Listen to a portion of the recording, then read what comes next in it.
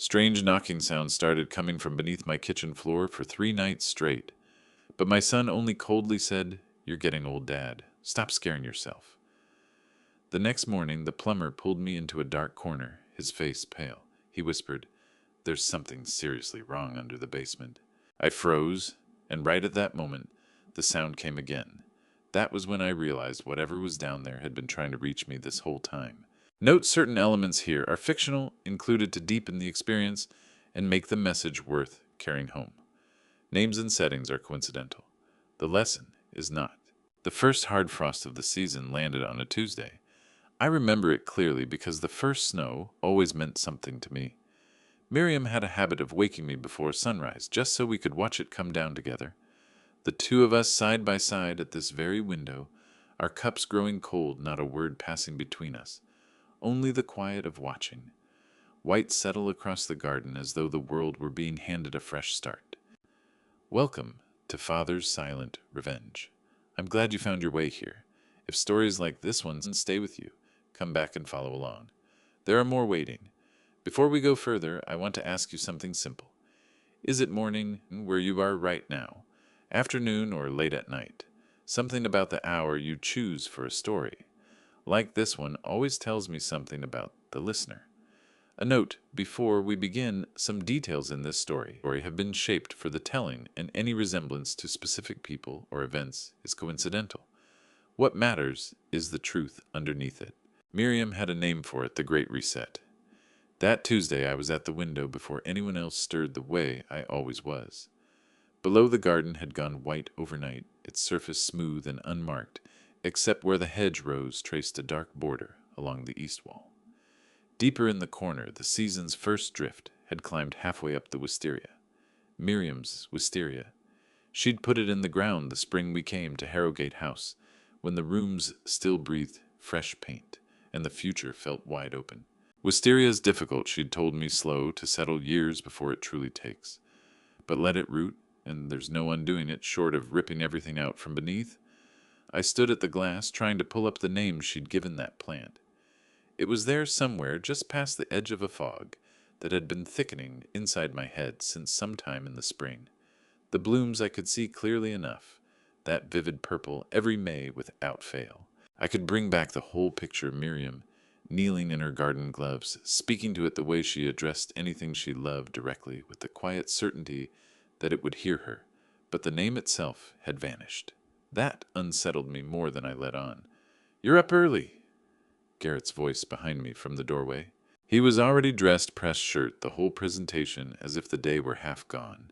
In his hands was the small tray he delivered every morning, without exception, a glass of water, a cup of green tea, and the pill organizer he'd introduced around July, following what he kept calling the incident with the stove. My memory of that incident remained incomplete. That unsettled me too. "I couldn't sleep," I told him. He moved to the side table and set the tray down with that measured carefulness the kind people adopt around someone they've quietly reclassified as breakable. "Dad, Dr. Beckwith said this is part of the progression.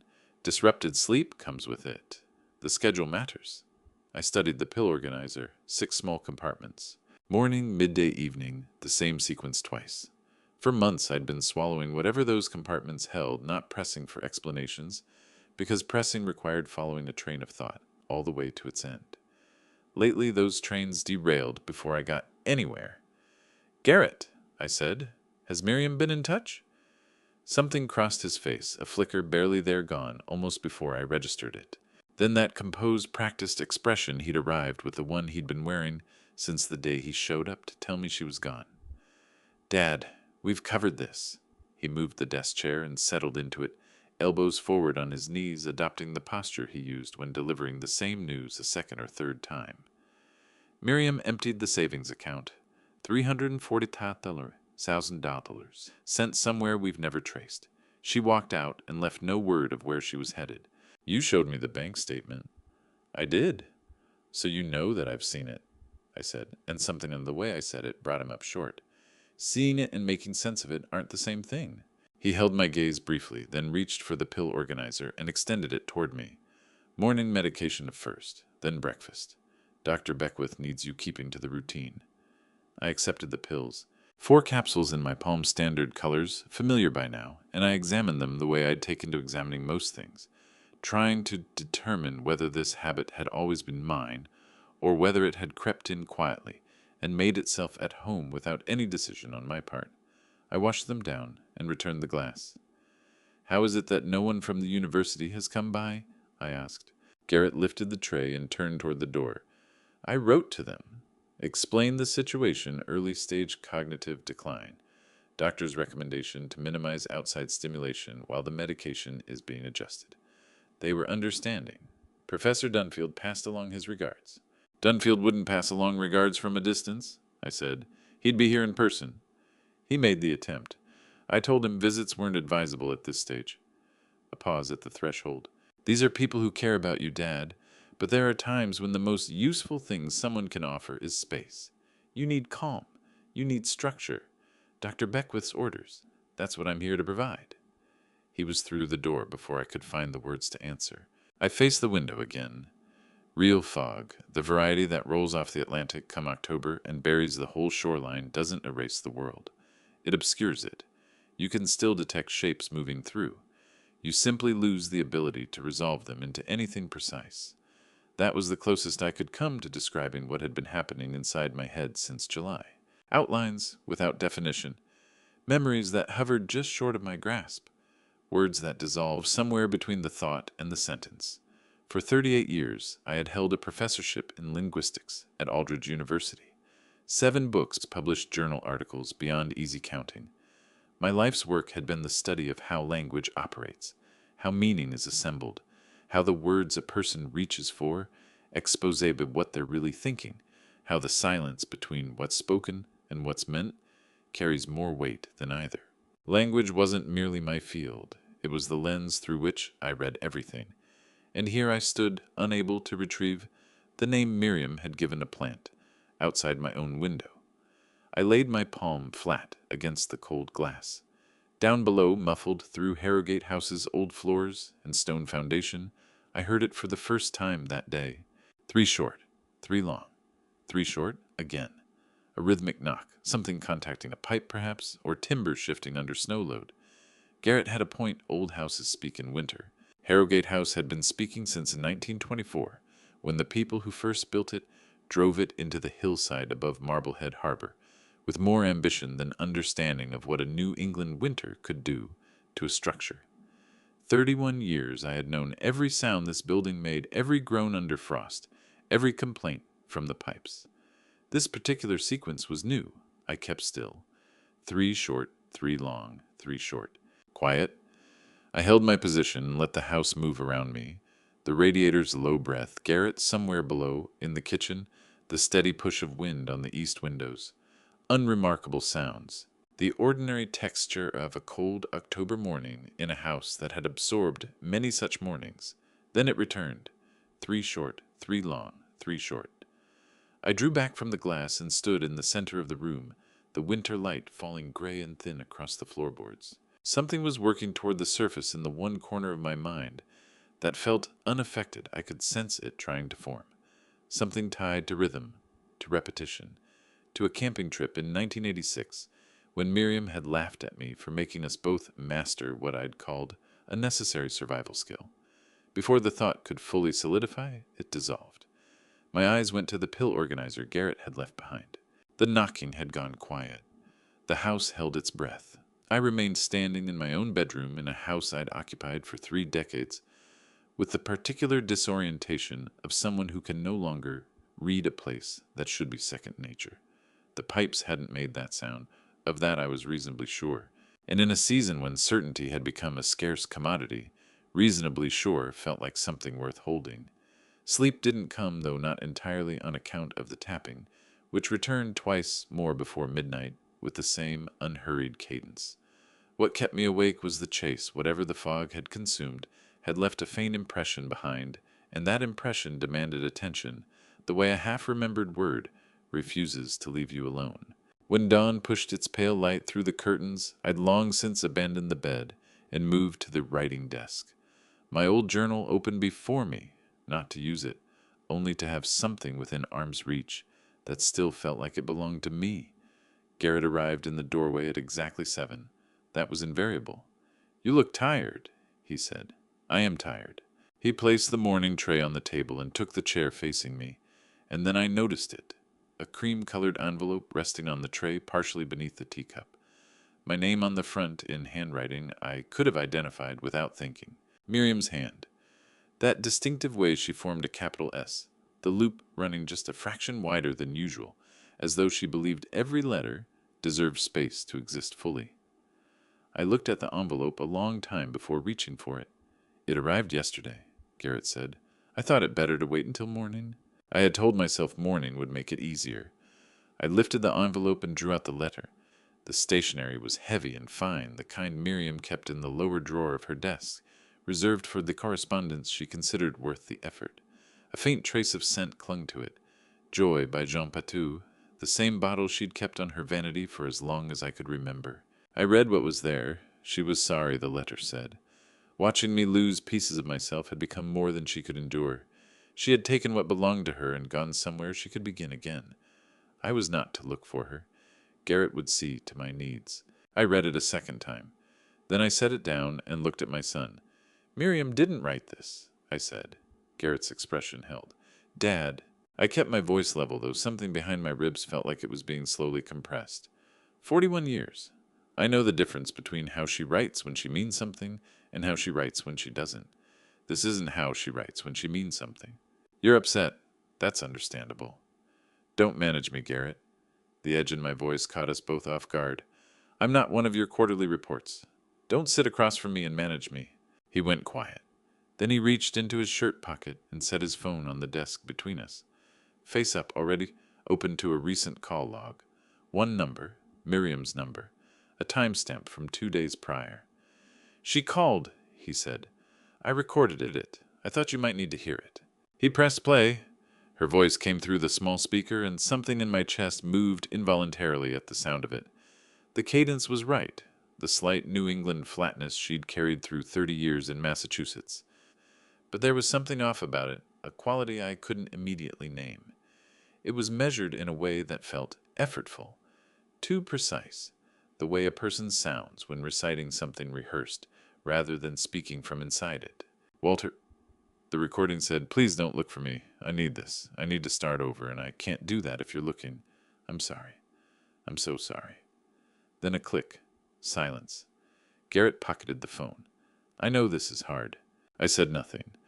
I was holding the silence against everything I knew about how Miriam actually sounded when she was telling the truth. The way she rushed the ends of sentences when feeling ran high. The particular weight she gave to the word please just a fraction more than the word required. The recording had neither. Those small specific signatures were absent. But I was also aware, sitting at that desk, that I could no longer entirely trust my own hearing on this. That was the cruelest part. I had no way of knowing whether the wrongness I sensed was real, or whether it was simply a damaged mind, failing to recognize something true. I let Garrett go. I sat in the quiet. After some time, I pulled the journal toward me and began moving through the pages, not in search of anything, just turning back through the months. The way you move through a house you've half forgotten. July, June, May. Then I stopped. There in my own handwriting, firm and deliberate in a way my writing hadn't been for some time, was a single entry from 3 months earlier. July 14th. Garrett asked Dr. Beckwith to adjust my dosage without discussing it with me first. He said it was for the sleep disruption, but I have no memory of authorizing that. And when I put the question directly to Beckwith, his manner was uneasy in a way I couldn't account for. "Something is wrong. I can feel it.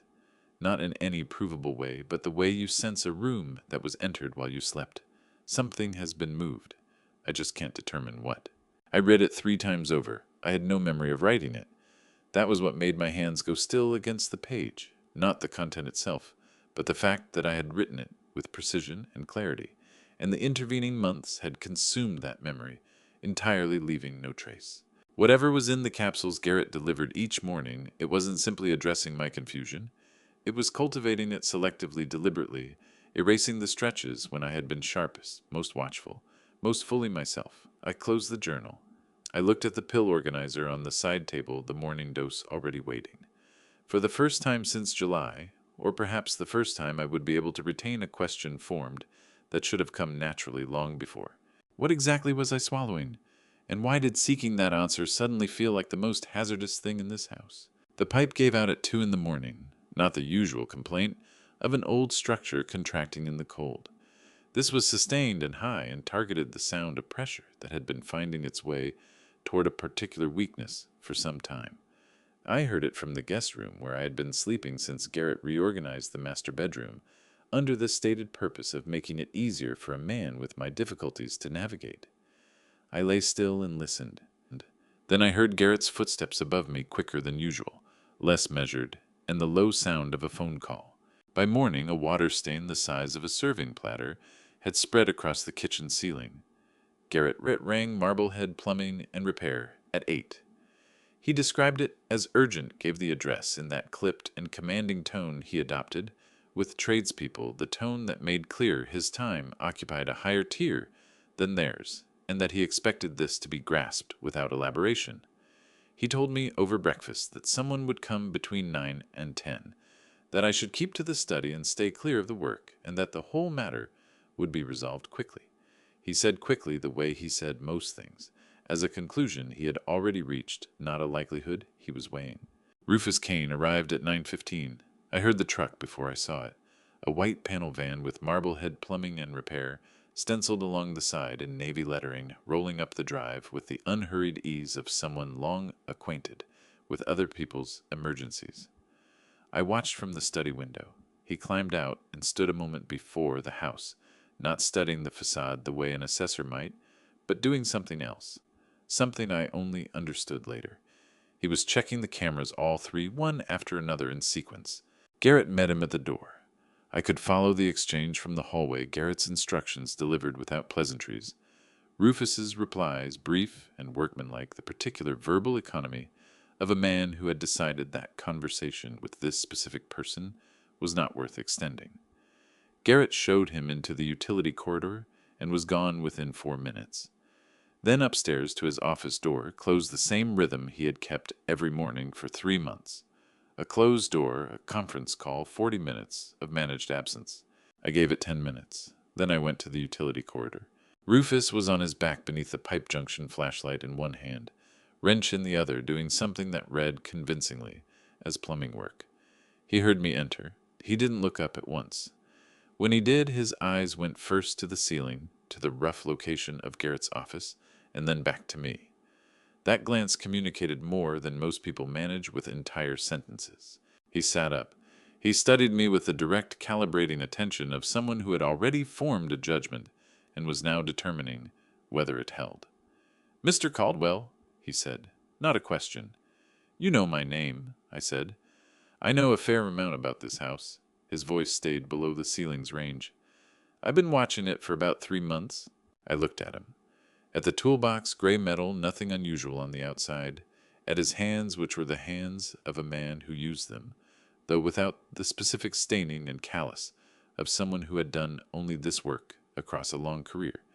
At his eyes, which held the look of someone whose grief had been transmuted over time into something more driven than grief. "That isn't something a plumber typically does," I said. "No," he agreed. "It isn't." He reached into the toolbox and produced a folded sheet of paper. He held it without passing it to me yet. "My brother worked for your son's firm 4 years ago. A dispute arose. Money moved through accounts. My brother had access to signatures that matched his but weren't his. He was let go. Fraud allegations settled quietly out of court." He paused. "He spent 8 months trying to establish what had happened. He couldn't. He died 18 months ago. Heart attack. 51 years old." A silence settled over the utility corridor. "I'm sorry," I told him, "and I meant it the way you mean something when the weight of it finds a space already hollowed out to receive it." 6 months before any of this started, Rufus said, "I began keeping an eye on Garrett. Not with any plan to intervene. I just needed to know what kind of man he was." His gaze drifted to the ceiling above us. 3 weeks ago, a courier pulled up to this address on a Thursday morning, 9 a.m. No Massachusetts retail license on the vehicle. Packaging with no markings. Garrett signed for it himself. A pause. "I got the plates. The company doesn't exist anywhere in the state registry. What they distribute isn't approved for prescription use here. I turned this over while thinking about the amber bottles lined up in the cabinet above the kitchen sink, the capsules Garrett loaded into the organizer every Sunday night with the focused care of someone who could not afford to get it wrong. The mental fog that had descended on me toward the end of August and kept deepening through September and October, until there were mornings when my own name required excavation. How far back do the deliveries go? That's the first one I have documented, he said. Earlier ones may have come through before I caught on to the pattern. He extended the folded paper in my direction. Read this once I'm gone. Not before. Not while I'm still under this roof. His eyes were level on mine. But first look at me and tell me honestly whether you took your dose this morning. I did, I said. Something shifted in his expression, not quite disappointment, more like calculation. Tomorrow morning, he said, tuck it into your pocket rather than swallow it. See how the following day compares. He turned back toward the pipe junction and lifted his wrench. The exchange was apparently concluded. Your brother? I said. What was his name? Rufus held still for a moment. Owen, he said. His name was Owen. I walked back to the study and lowered myself into the leather chair, the folded note held between both palms still sealed. Through the wall I could track Rufus at work, the methodical sounds of a man conducting genuine repairs, a wrench turning pressure being tested. Every noise consistent with what any invoice would record. From upstairs came Garrett's low, unbroken voice, the sound of someone managing a life with too many moving parts to ever fully set down. I sat lodged between those two sounds and let my mind move over Owen Kane unmarked pharmaceutical deliveries, in a fog that had rolled in on a schedule that now struck me as far too precise. At 11:40, Garrett came down and traded 4 brief sentences with Rufus about when the work would be finished. Rufus said another visit would be necessary. Garrett said that was acceptable. The front door closed behind him. I listened to the truck reverse out of the drive. Then I unfolded the paper. 6 words. Don't take the pills. They're not what he told you they are. I read it a second time.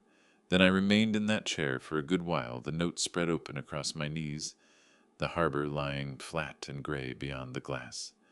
Rufus's instruction kept circling back through my mind. Tuck it into your pocket rather than swallow it. See how the following day compares. The next day was Tuesday. Garrett assembled the weekly organizer on Sunday evenings, which meant the Tuesday capsule was already sitting in its slot, waiting with the quiet confidence of something placed there by a man who had no doubt it would be consumed. I looked at the note. I looked at the window. I looked at the ceiling where Garrett's footsteps had resumed their steady overhead pattern. What exactly Rufus had uncovered across 3 months of watching whatever had turned a man still deep in grief into someone willing to take this kind of risk, I couldn't yet say. But the fact of it was plain. He had stayed. He had engineered a reason to stand inside this house. He had pressed a note into my hand and spoken 6 words from which there was no retreat. Whatever was coming, I was no longer the only person who had noticed something. After 4 months of navigating this alone that registered as the most significant thing in the room, I carried the note in my pocket to bed that night. Sleep didn't come. I lay flat and watched the ceiling while the house worked through its nightly vocabulary. Around me, the groan of old timber, the radiator cycling the dense quiet that a New England winter manufactures and holds like a barrier against the outside world. 31 years in this house, I had its sounds memorized, but the past few months had introduced a different sensation, the feeling of being a guest in a place that had once been entirely mine.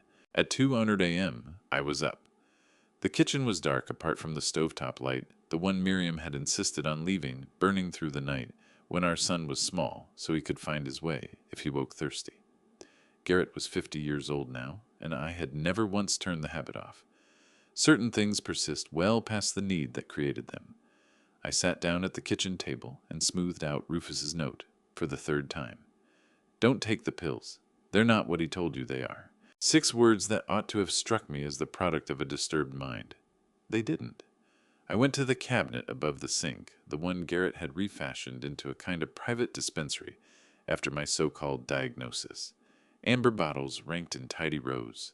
A pill organizer inscribed in his hand each day of the week, spelled out, from Monday through Sunday morning and evening slots filled in advance.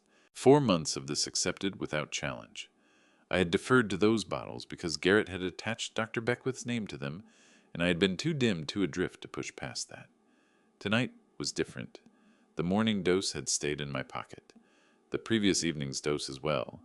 The change was not dramatic, but it was real, like moving from a room where the oxygen had been imperceptibly rationed back into ordinary air. I drew one of the white capsules out of the organizer and placed it on the table. Then I went to the study for the small jeweler's loupe I used for examining documents.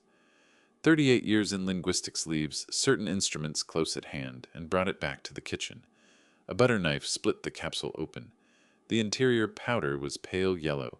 Decades of handling research materials had taught me what standard Alzheimer's compounds look like. Donepezil was white. Memantine was white. I checked the label on the bottle. Memantine HCl 10 mg.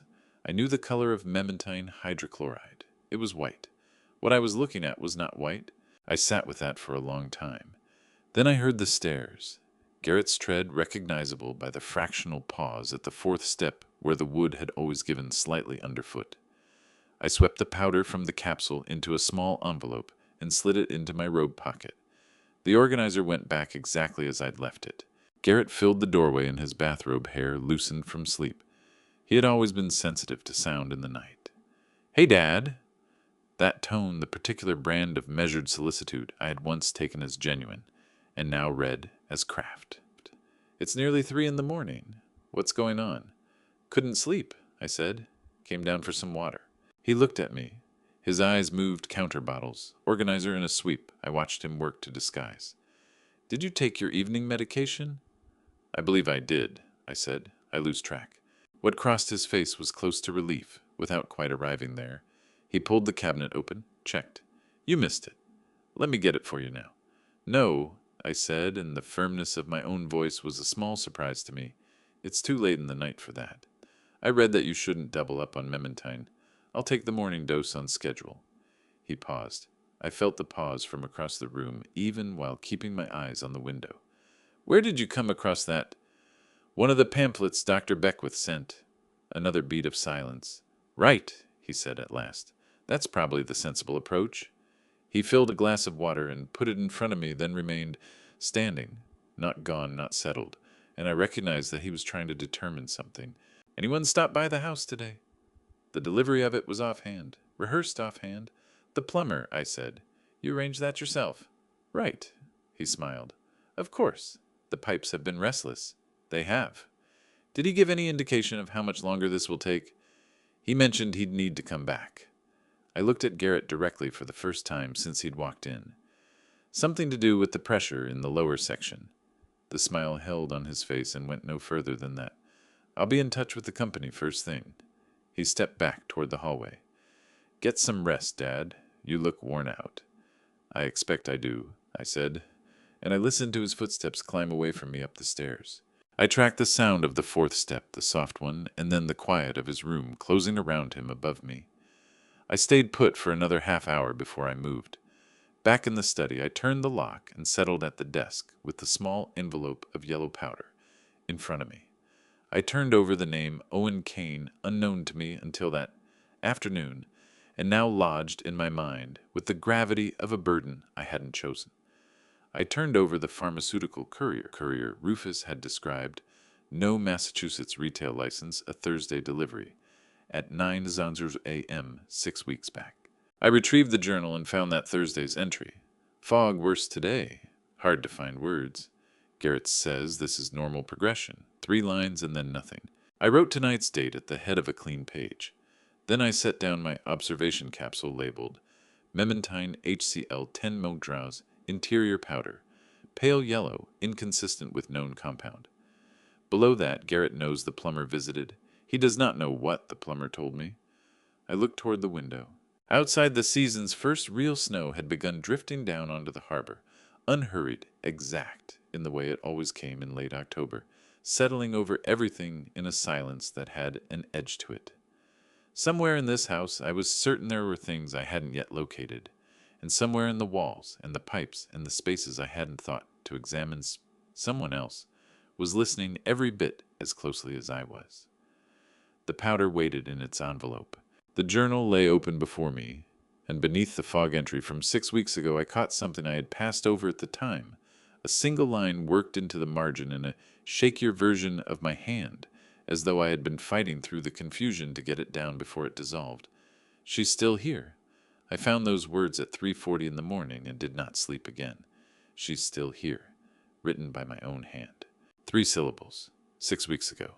The letters borne down into the page with the force of someone trying to nail a thought in place before the current took it. I kept the journal open in my lap until the pale November light began to come through the study window, pressing at the question of when I had written them, searching for any trace of that moment. Nothing surfaced. That was the true weight of it, not the words themselves, but the hollow where the memory should have been. By 6:00 a.m., I was at the kitchen table, dressed the newspaper Garrett left, folded on the counter each morning, spread in front of me as a prop. I saw it clearly now, the newspaper, the morning pills, the meticulous routine Garrett had assembled around me like a cage that had been fitted to look like concern. I had been off the pills for 2 days. The fog was giving way by increments, the way ice releases in early spring, not in a single break, but in openings, each one exposing a little more of the terrain that had been buried. At 6:22 a.m. it came again. 3 short, 3 long, 3 short. Not from the walls this time, from somewhere below the kitchen floor, distant, muffled, even. I set the newspaper down with care and held still. The sound ran for perhaps 15 seconds and then cut off. The radiator breathed. The harbor wind pushed against the kitchen window. I had heard that sequence before, once the first night, twice behind the bedroom wall, now from beneath me. I knew what it was. 38 years of teaching linguistics and the structures of human communication had attuned me to pattern in a way that was nearly reflexive. 3 short, 3 long, 3 short was not the product of aging pipes or a shifting foundation. It was the oldest distress call in the English-speaking world, something that had crossed oceans on radio waves that sailors and soldiers of a certain generation carried in their bones without ever needing to think about it. SOS. Someone inside this house was signaling for help. I moved to the utility room, off the kitchen, the narrow passage running between the main floor and the basement stairs. Garrett had fitted a padlock to the basement door 8 weeks ago. The boiler was being serviced, he told me. The contractor had recommended sealing the space until the work was done. I had accepted this because I was dimmed and worn down and had not yet built a reason to question him. Now I stood before that padlock and read it for what it was. I memorized the brand. I noted the 4-digit tumbler configuration. Then I went back to the kitchen and sat down to wait. Rufus arrived at 8:45 a.m. Garrett had placed another call to the plumbing company, a second visit, the pressure issue still not resolved, which I had come to suspect Rufus had arranged on purpose. Garrett met him at the door with the same compressed courtesy as before, and walked him to the utility corridor. I remained at the kitchen table with the newspaper open and listened. Once Garrett had retreated to his home office upstairs, Rufus came to stand in the kitchen doorway. He didn't say anything right away. He looked me over, the way a man looks at someone he is rechecking, measuring whether what he'd concluded about me yesterday still held. "You didn't take the pill." "No," I said. "How long?" "2 days now." One nod. Then he pulled out the chair across from me, sat without waiting for an invitation, and placed a small device on the table between us. No larger than a deck of cards, matte black, a single LED indicator, a short cylindrical sensor at one end. "Acoustic sensor," he said, keeping his voice below the room, "picks up sound through concrete and drywall out to about 30 feet. I looked at the device, then at him. "Where did that come from?" "I used to do different work than plumbing." He left it at that. "I've been running this along the exterior walls across both visits. There's a cavity below the kitchen, not the main basement, a sublevel roughly 8 feet below grade. The 1986 building records describe it as a utility crawl space, sealed and decommissioned." He paused. "It isn't empty." The kitchen became very still. "What did you pick up?" I asked. "Breathing," he said. "Irregular, but sustained, and twice the tapping. Same pattern each time." I pressed both hands flat on the table. It was the only way to keep them from betraying me. "You're telling me there is someone alive in a sealed sublevel beneath this kitchen floor." "I'm telling you what the sensor recorded." He held my gaze. "You're the one who has to decide what it means." I think you already knew what it meant before you put that note in my hand." He was quiet for a moment. "I knew something was wrong," he said. "I didn't know the depth of it." He drew the sensor back and switched it off. "The padlock on the basement door is a master number 3 4-digit tumbler common shim vulnerability. The combination isn't necessary with the right tool. Do you have it?" "Not with me. Not today." His voice came down further. "Your son monitors the cameras. 4 of them. I've located 3. If I open that door without a credible reason, he can account for it, and he'll know within the hour." I sat with that. The padlock, the decommissioned sublevel, the sound of breathing through 30 feet of concrete. 6 words pressed into a margin in my own unsteady script, 6 weeks ago by some earlier version of myself that had clawed through enough of the fog to leave a marker before it closed back over. "Then we need a reason he can account for," I said. Rufus studied me for a long moment. Something moved in his expression, not quite respect, but the recognition of something he hadn't anticipated. "I can manufacture a fault in the subline that feeds the utility corridor," he said, working it through as he spoke. "That would require going into the sublevel for inspection. Garrett would have no logical grounds to refuse. How long to put that together? 2 days, maybe 3. He rose and picked up his toolbox. "Can you keep the pretense going until then?" I looked at the padlocked door. I thought about who might be waiting on the other side of it. "I've been keeping up this pretense for 4 months," I said. 3 more days is nothing." He left without another word. I sat alone in the kitchen while the November wind threaded through the old window frames, and I turned over the sensor and the breathing and the tapping. I returned to the journal entry I had no memory of writing.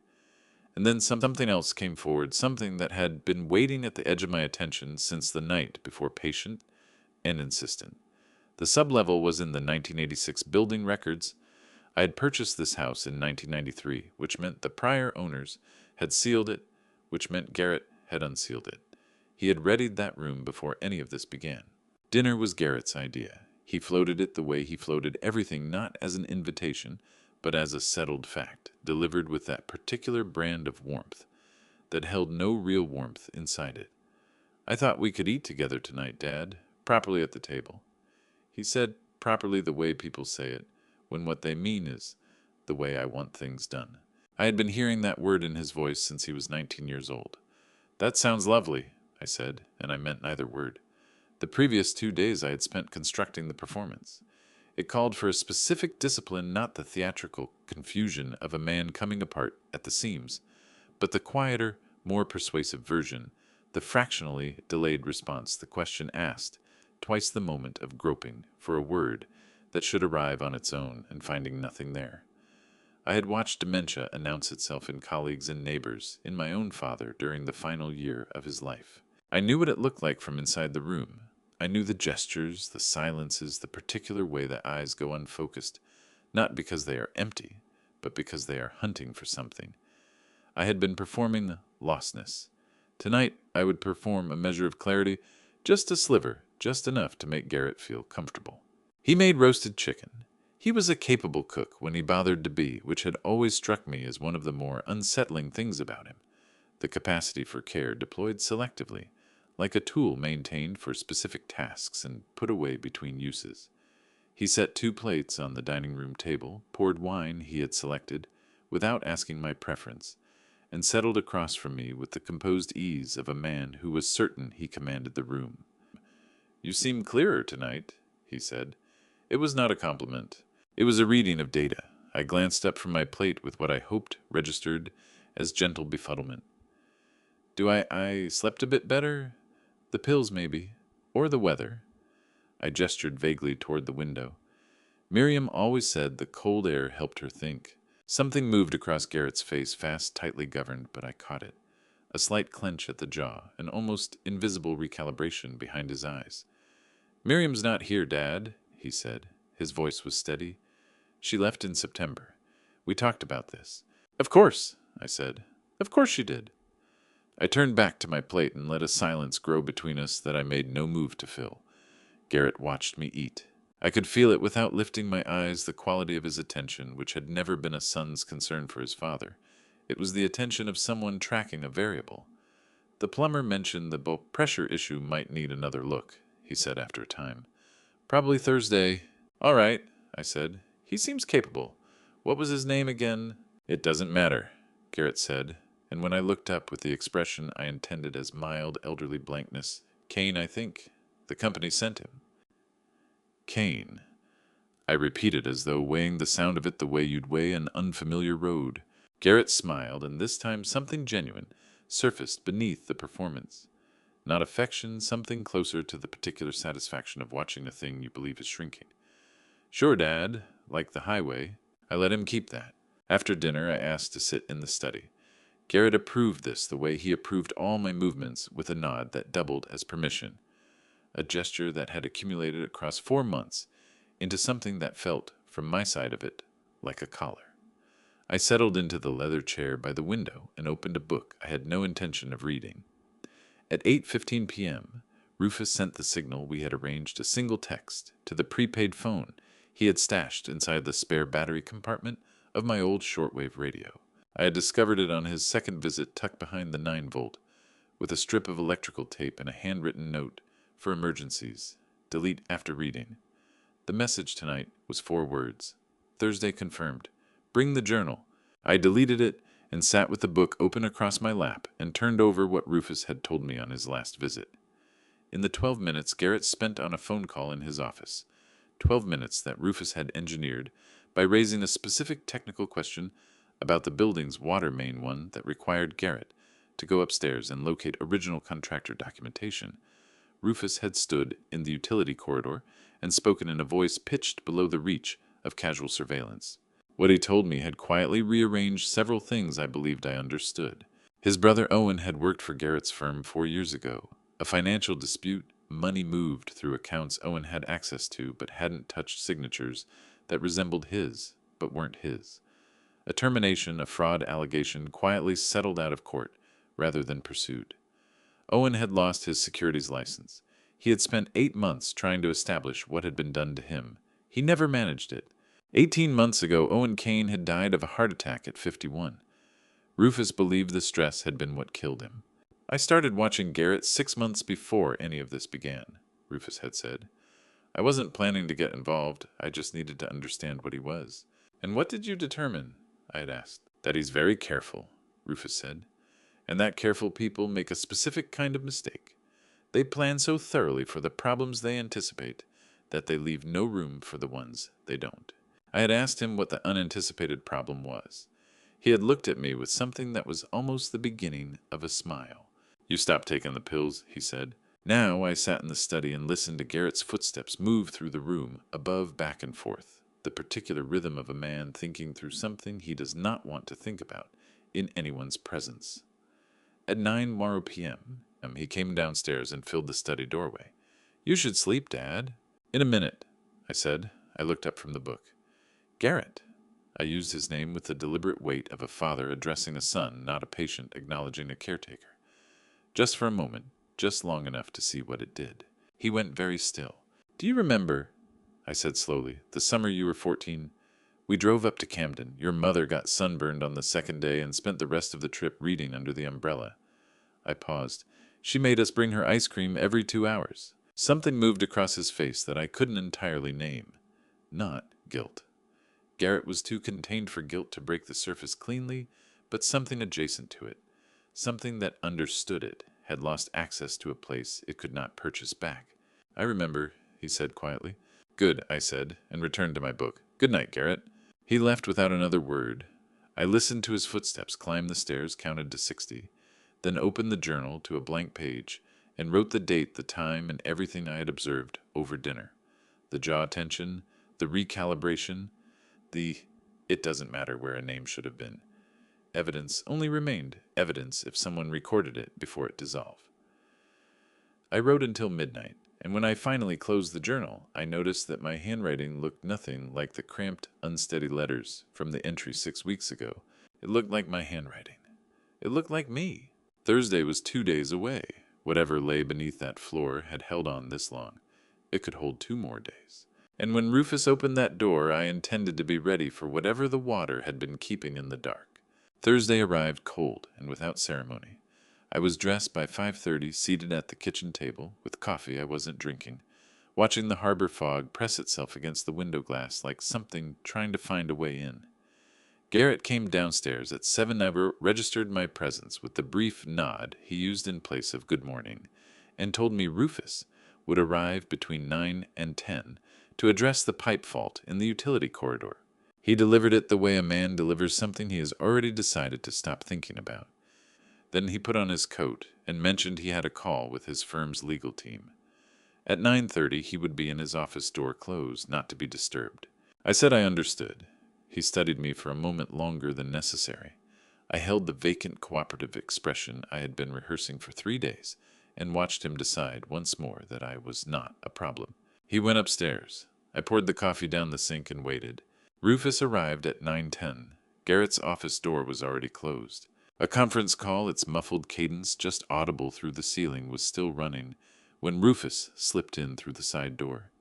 He took the route that bypassed the main kitchen, entirely fed straight into the utility corridor, and set his gray metal toolbox down without ceremony. One look passed between us. I raised 3 fingers. Garrett was tied up on his 3rd call of the week. Those rarely ran under 30 minutes, usually closer to 40. Rufus got to work. 40 seconds was all the padlock cost him. I had counted silently, and the tally bothered me more than I expected. 40 seconds standing between a locked door and whatever Garrett had decided to keep on the other side of it, between the story he'd constructed about this house and what the house actually contained. The tool Rufus used was a thin steel shim, the kind that cost $6 at any hardware store. 4 digits on a tumbler lock, and none of them mattered. It gave way with a sound that was almost delicate. What came next was smell, not sight, and I want to name it accurately because the wrong word would mislead. It wasn't rot or decay. It was enclosed concrete air gone flat and something faintly organic, the atmosphere of a room that had been sealed off from the world long enough to develop its own stale climate. Rufus descended, first flashlight cutting ahead of him. I went behind, one palm against the wall for balance. The staircase dropped at a sharper angle than the main basement steps. The sublevel measured roughly 12 by 14 feet. An overturned crate held a battery-powered lamp, still putting out a thin glow. A cot against one wall. A portable camp toilet in the far corner, screened by a hanging curtain. A plastic bin stocked with water bottles and shelf-stable food. And on the cot under 2 wool blankets, though the space wasn't particularly cold, was Miriam. Alive, awake, looking at me with 6 weeks of something behind her eyes that I still don't have the right words to describe. "Walter," she said, rough from not being used, but entirely her voice. I covered the distance in 4 steps and didn't attempt speech because I knew it would fail me. I took her hands in both of mine. They were cold. They were also very steady, and that steadiness told me something important. She hadn't merely been enduring this. She'd been holding herself in reserve purposefully, waiting for a specific moment. This one. How long I got out? "September 14th, she said. "He told me you'd signed off on the arrangement that your thinking had become unreliable, and my being around was making it harder to manage." That was his word. Manage. She let a beat pass. I accepted it for about a week. And then I started tapping on the pipes. I heard Rufus withdraw up the staircase behind me, measured and quiet enough to give us privacy, not enough to leave us exposed. He settled somewhere near the top, where he could hear if Garrett's door moved. "Miriam," I kept my voice low, "I need you to stay out of sight a little longer." She held my gaze through what I could see was a deliberate sequence. First doubt, then calculation, then a kind of settled resolve that comes from choosing to trust someone rather than simply having no other option. "How much longer?" "Days, not weeks." I pressed her hands. "Rufus is photographing and documenting everything down here. The moment we bring in the right authorities, all of this is evidence. If you surface before that, Garrett gets wind of it, and he'll start tearing down whatever he's constructed." "He's already taken the accounts," she said. Her voice was quiet, but not shaken. "Both of ours. It happened in August before any of this. I could see money moving, and I didn't recognize what I was watching until there was nothing left to stop. I had suspected as much. Suspicion and confirmation are not the same weight." "I know," I said. "We'll recover it." Rufus's voice came down from the top of the stairs, flat and clipped. "Door. Garrett's office. Opening." I pressed Miriam's hands once and went. up through the staircase, drawing the sub-level door shut behind me. Not relocked, just pulled closed.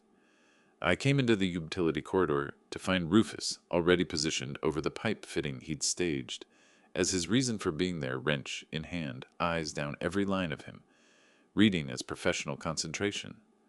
I walked past him into the kitchen, pulled out a chair, unfolded the newspaper, and had been sitting with it for approximately 6 seconds when Garrett stepped into the doorway. His gaze moved to Rufus, then to me. "Call ran short," he said. Rufus didn't look up. "Secondary feed line has a fault. I'll need to pull a section out and replace it. Figure an hour Thursday of next week." Garrett stood there a moment. His eyes made another circuit, my hands, the newspaper, my face. I was a 71-year-old man with early-stage cognitive decline, reading about harbor renovation funding on a Thursday morning. Nothing more than that. "Fine," he said, and went back upstairs. Rufus gave it until the footsteps had tracked the entire length of the hallway above, before he raised his eyes to mine. Neither of us spoke.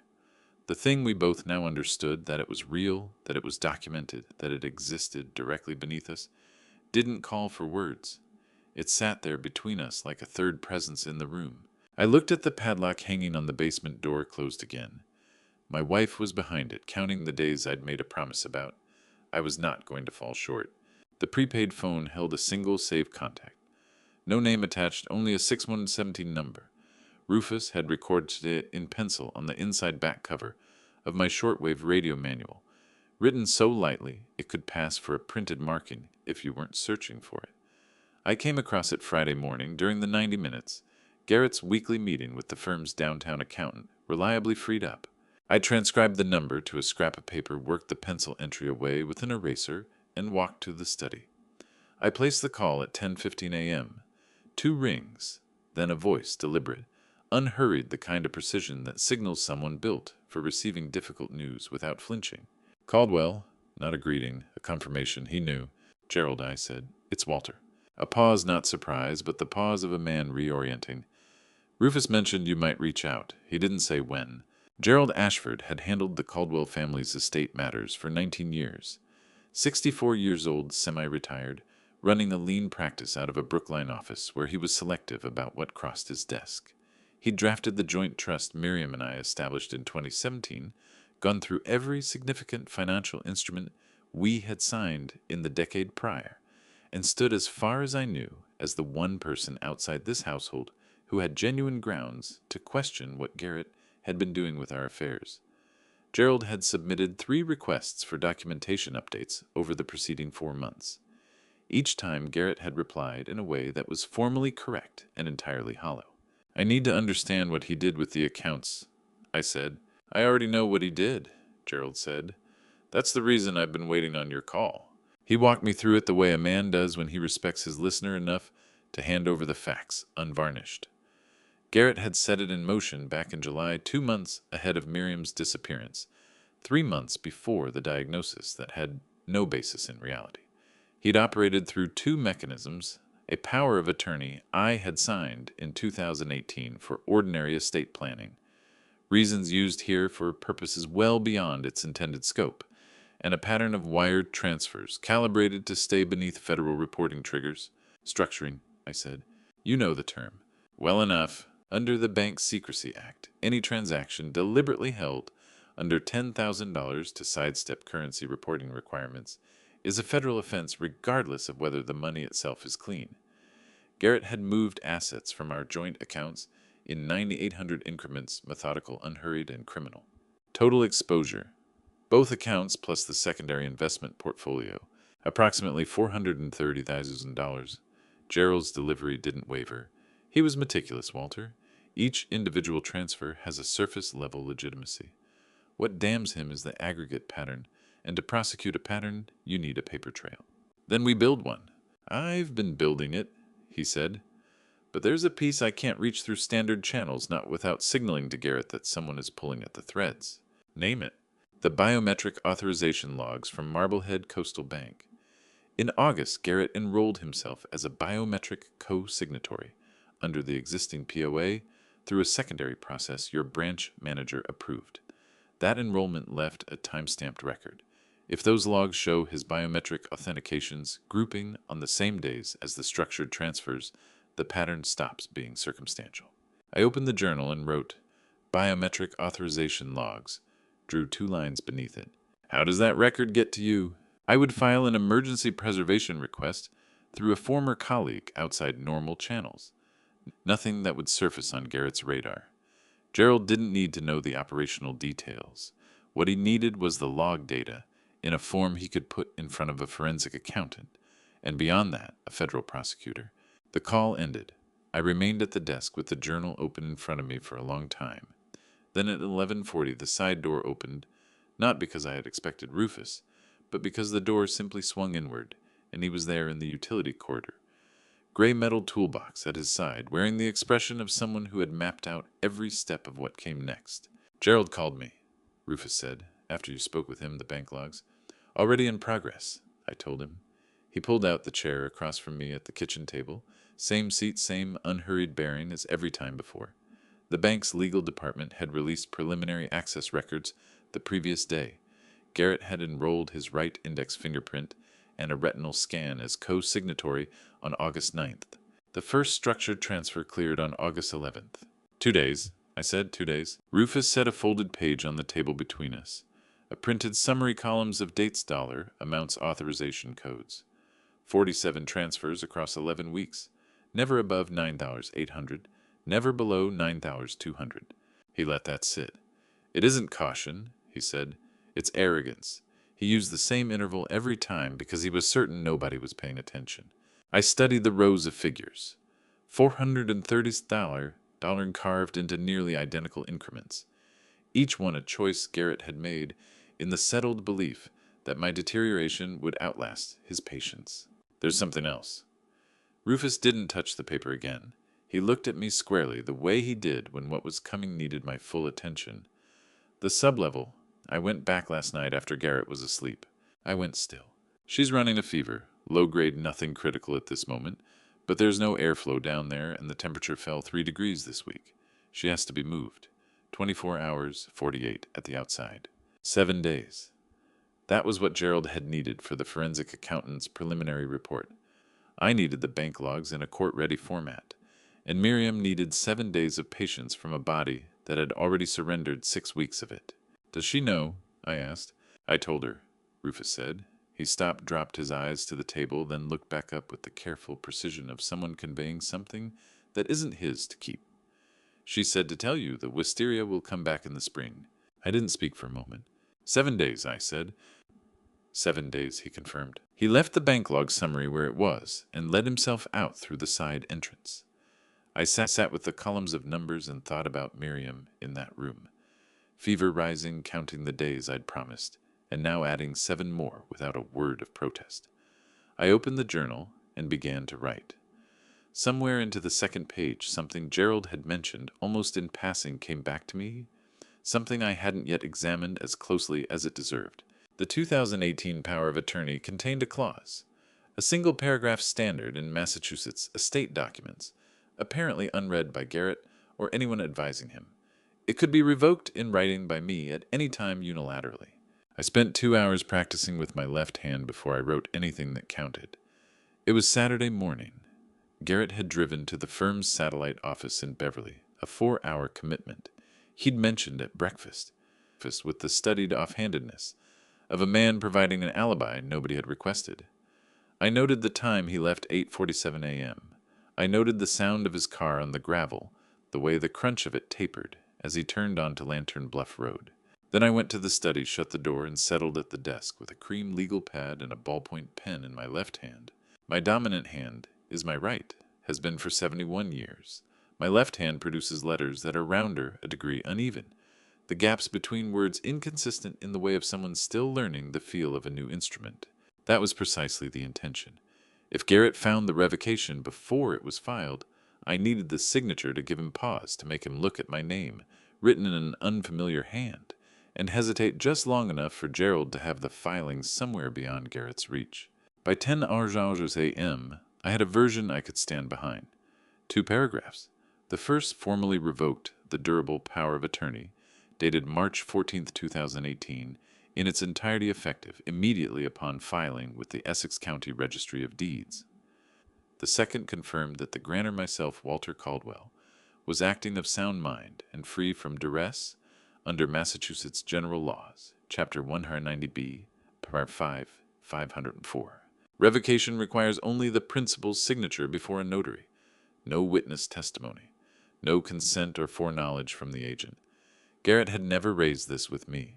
I was fairly certain he had never thought to look. I called Gerald at 10:20.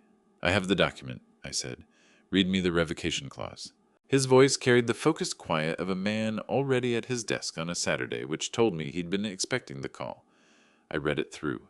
He listened without a word. When I finished, the silence that followed was the kind that means thinking not, hesitation. "The left-hand signature," he said. "That was your idea." "Is it a problem?" "Not legally. Massachusetts imposes no dominant hand requirement for signature validity. Intent and identity are what matter, and both can be established through notarization." A brief pause. "It's actually an asset.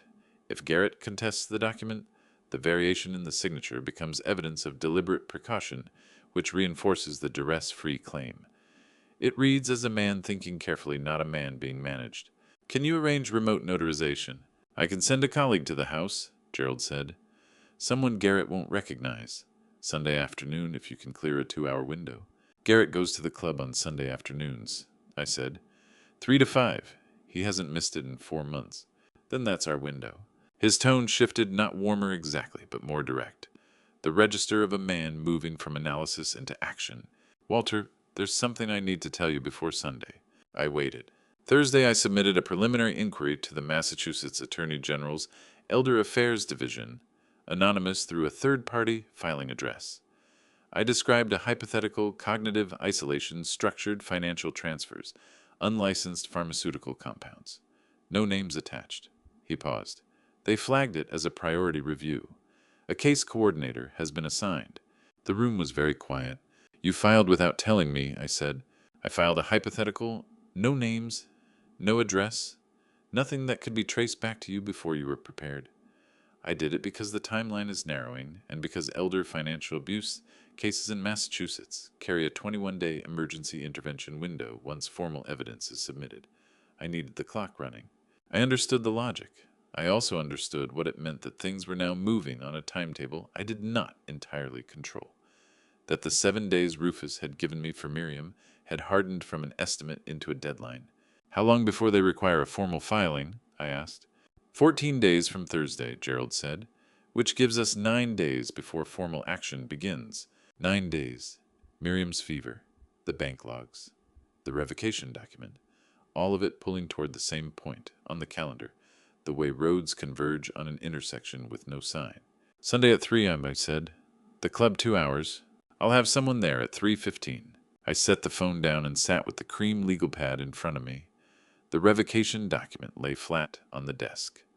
My left-hand signature at the foot of the second paragraph, uneven, deliberate, entirely mine. I folded it once and slid it inside the back cover of a 1986 edition of the complete poems of Carl Sandburg that had lived on the study shelf for 30 years. Garrett had no interest in poetry. He never had. At 12:40 p.m. I heard tires on the gravel. He was 3 hours early. I closed the Sandburg, returned it to the shelf in a single motion, and was in the reading chair with a different book open across my lap by the time the front door swung in. I heard him in the hallway coat on the hook keys on the table, then the particular silence of a man listening to a house before he commits himself to entering it. His footsteps didn't go toward the kitchen. They came straight to the study. He knocked once and opened the door without waiting for an answer. "The office was closed," he said. He was watching me with an attention that was sharper than his usual surveillance, an edge I hadn't encountered before. "Heating issue. I've been calling the house line for an hour." I looked up from the book with the mild confusion of a man pulled out of a chapter. I didn't hear it ring. He scanned the room, the desk. The cream legal pad I'd left out, deliberately blank, nothing on it. The pen resting beside it at the angle of something set down and walked away from. The Sandburg on the shelf, spine outward, indistinguishable from the 30 other volumes flanking it. "What have you been doing?" he asked. "Reading," I said, "and thinking about your mother." Something shifted in his face. The sharpness receded by a fraction, replaced by the more familiar performance of concern, but beneath it briefly something that looked almost like fear. "I'll make lunch," he said, and left. I looked at the shelf. The Sandberg stood between its neighbors, patient and unremarkable. Sunday was 30 hours away. The notary would arrive at 3:15, and Garrett, I now understood, had begun to sense that the variable he'd been managing for 4 months was no longer entirely his to control. He was right. "She made a note," the notary said before she left. "Not required for validity. I'm recording it for the file." She pressed her official seal to the bottom of the page. A clean, irreversible act. The sound it made was like a period at the end of a very long sentence. "Filed copies will reach the Essex County Registry of Deeds by Tuesday morning." After she left, I sat alone in the study for exactly 4 minutes. Then I put on my coat and went to find Rufus. He was in the utility corridor where he had been for the past 90 minutes, under the legitimate cover of the pipe replacement he'd promised Garrett the previous Thursday. He glanced up when I filled the doorway, and I gave him a single nod. He set down his wrench. "It's done," I said. Gerald had texted me. Rufus turned back to the wall panel he'd opened beside the main water line. "I need 20 minutes for this section." He paused. Then we moved to the camera system. The camera system was the difficulty Rufus had flagged 3 weeks earlier. 4 units covering the main hallway, the kitchen, the exterior side entrance, and the utility corridor. Garrett checked the feed remotely from his phone, a habit Rufus had documented, by monitoring the building's Wi-Fi traffic through the router's diagnostic port. Any unusual movement in the utility corridor during a 2-hour window would push a notification straight to Garrett's phone. "Walk me through it again," I said. Rufus spoke without turning from the panel. "The cameras run on a local NVR, a network video recorder tied to the home router. The firmware is 2 years out of date, which means it carries a known loop vulnerability. I push a 40-minute static loop of existing footage into each camera's buffer. To anyone watching the feed, the corridor looks exactly as it did 40 minutes ago. No movement, no anomaly, and Garrett won't catch the loop on a phone notification. The NVR does have a tamper detection feature, but it only triggers if a camera physically loses signal. A buffer loop registers as normal operation." He paused. "I've tested it twice on the exterior camera during earlier visits. It held both times." "How long once you activate it?" 40 minutes per cycle. I can run 2 back-to-back 80 minutes total before the buffer sequence becomes statistically detectable." He turned to look at me. "That's enough time to clear the sublevel water, get the staircase passable, and bring her up." The sublevel had developed a water problem over the past week. Groundwater pushing through the foundation, pooling across the lower section of the floor. Rufus had found it on his last visit.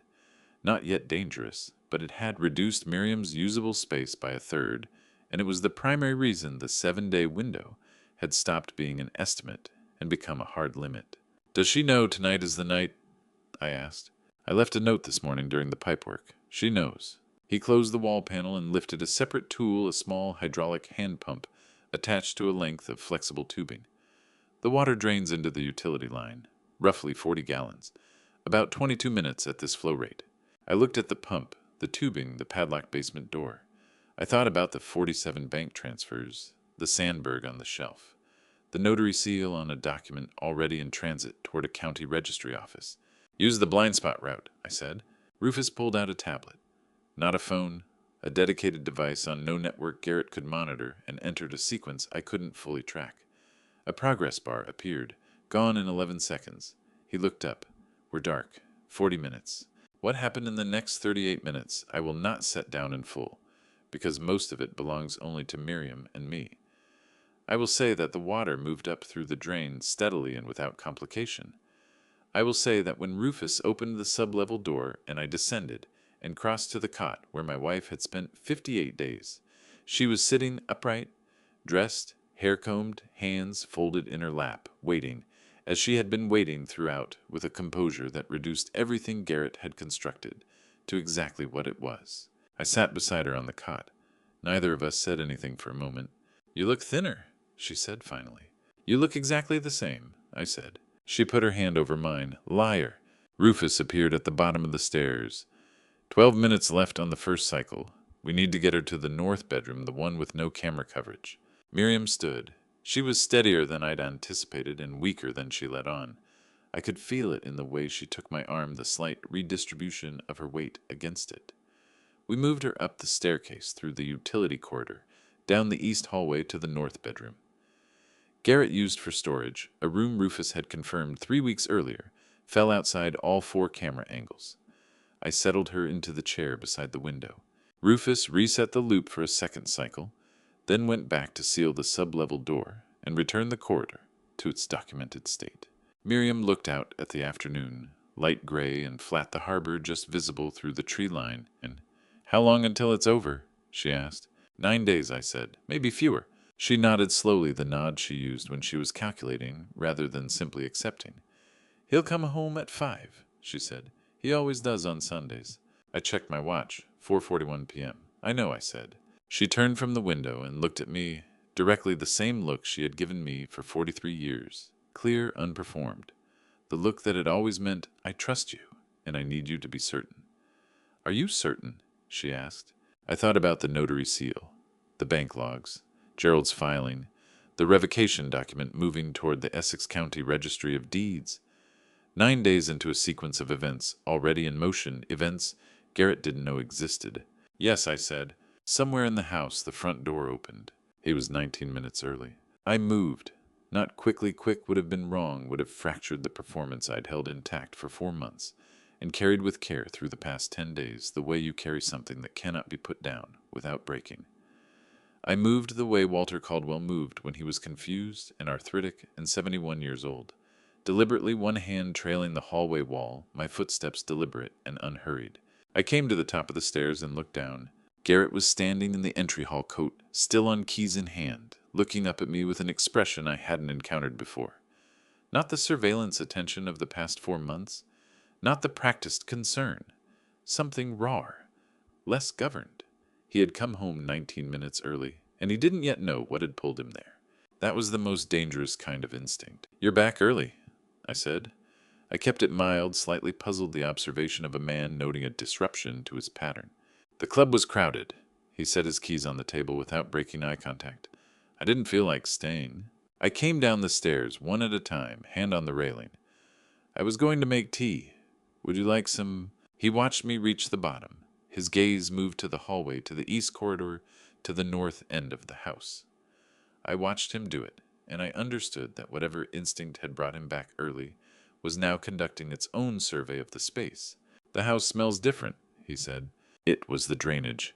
22 minutes of groundwater moving through the utility pipes had left a faint mineral trace in the air. I had noticed it myself and catalogued it as a liability I had no way to neutralize. "I opened the utility room window earlier," I said. "The radiator was making noise. I thought some air might help." Garrett looked at me for 3 full seconds. I counted them. "You opened the utility room window," he said. "Just for an hour or so." I moved past him toward the kitchen. "Tea, Garrett." He followed. I could feel him behind me, not through sight, but through something older and more animal, a sense of pressure and proximity that had nothing to do with any of my other faculties. What comes next is the moment I had been working toward for weeks, and the moment Garrett had been dreading without quite knowing it. "Before we get there, I want to ask you something. If you suspected someone close to you was working against you, would you confront them the instant you knew, or would you stay quiet and let the proof build?" The kettle went on the burner.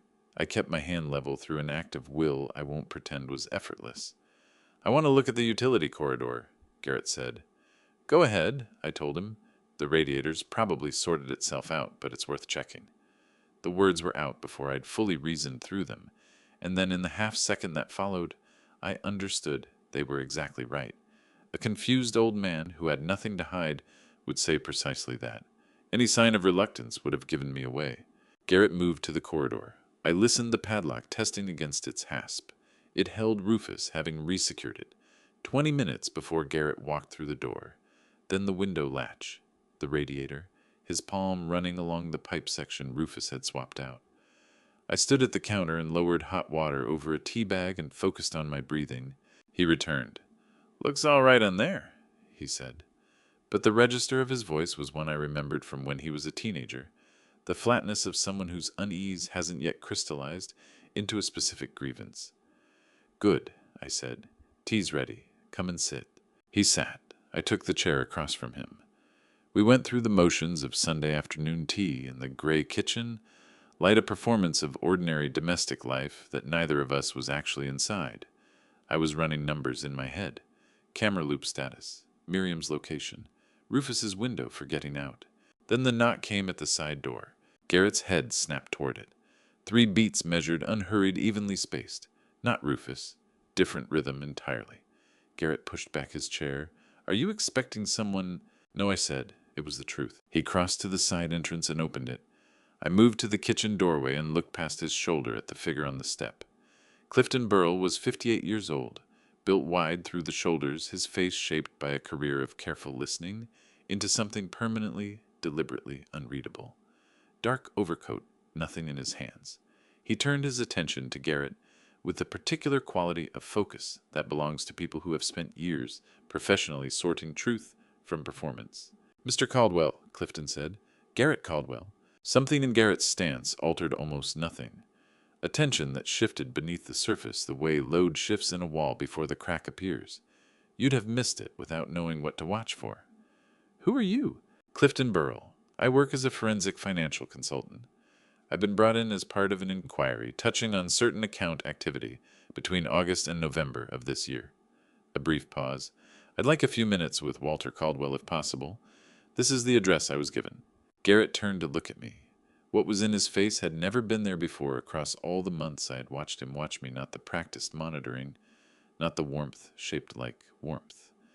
This was something else, unguarded.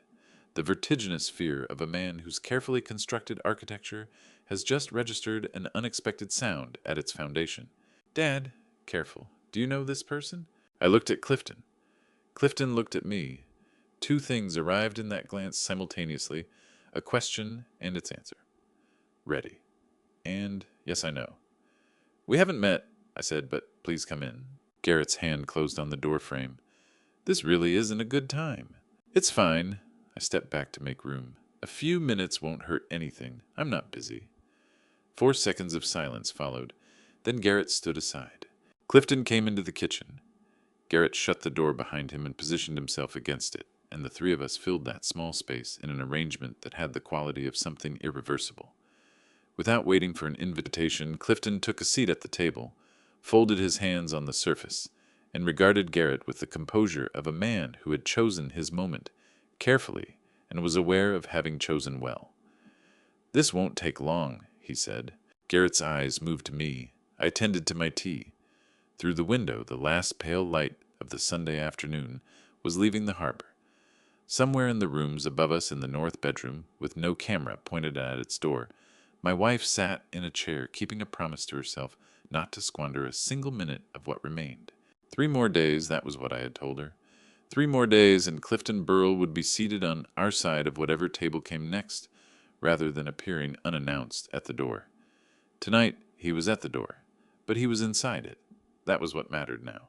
Clifton left at 11:40. I didn't follow him out. Garrett had gone upstairs to his office 40 minutes earlier, after Clifton concluded a conversation that applied exactly calibrated pressure, specific enough to unsettle, ambiguous enough to be unprovable, the signature of someone who understood how much a well-constructed system could absorb before it demanded a formal response. Garrett said nothing when Clifton stood. He simply climbed the stairs and pulled his office door shut, and the sound of it had the particular weight of a man quietly revising his understanding of his position. I gave the house 15 minutes to settle. Then I went upstairs to the north bedroom. Miriam wasn't in the chair. She was at the window on her feet, one hand resting against the frame, watching the harbor. Not for scenery.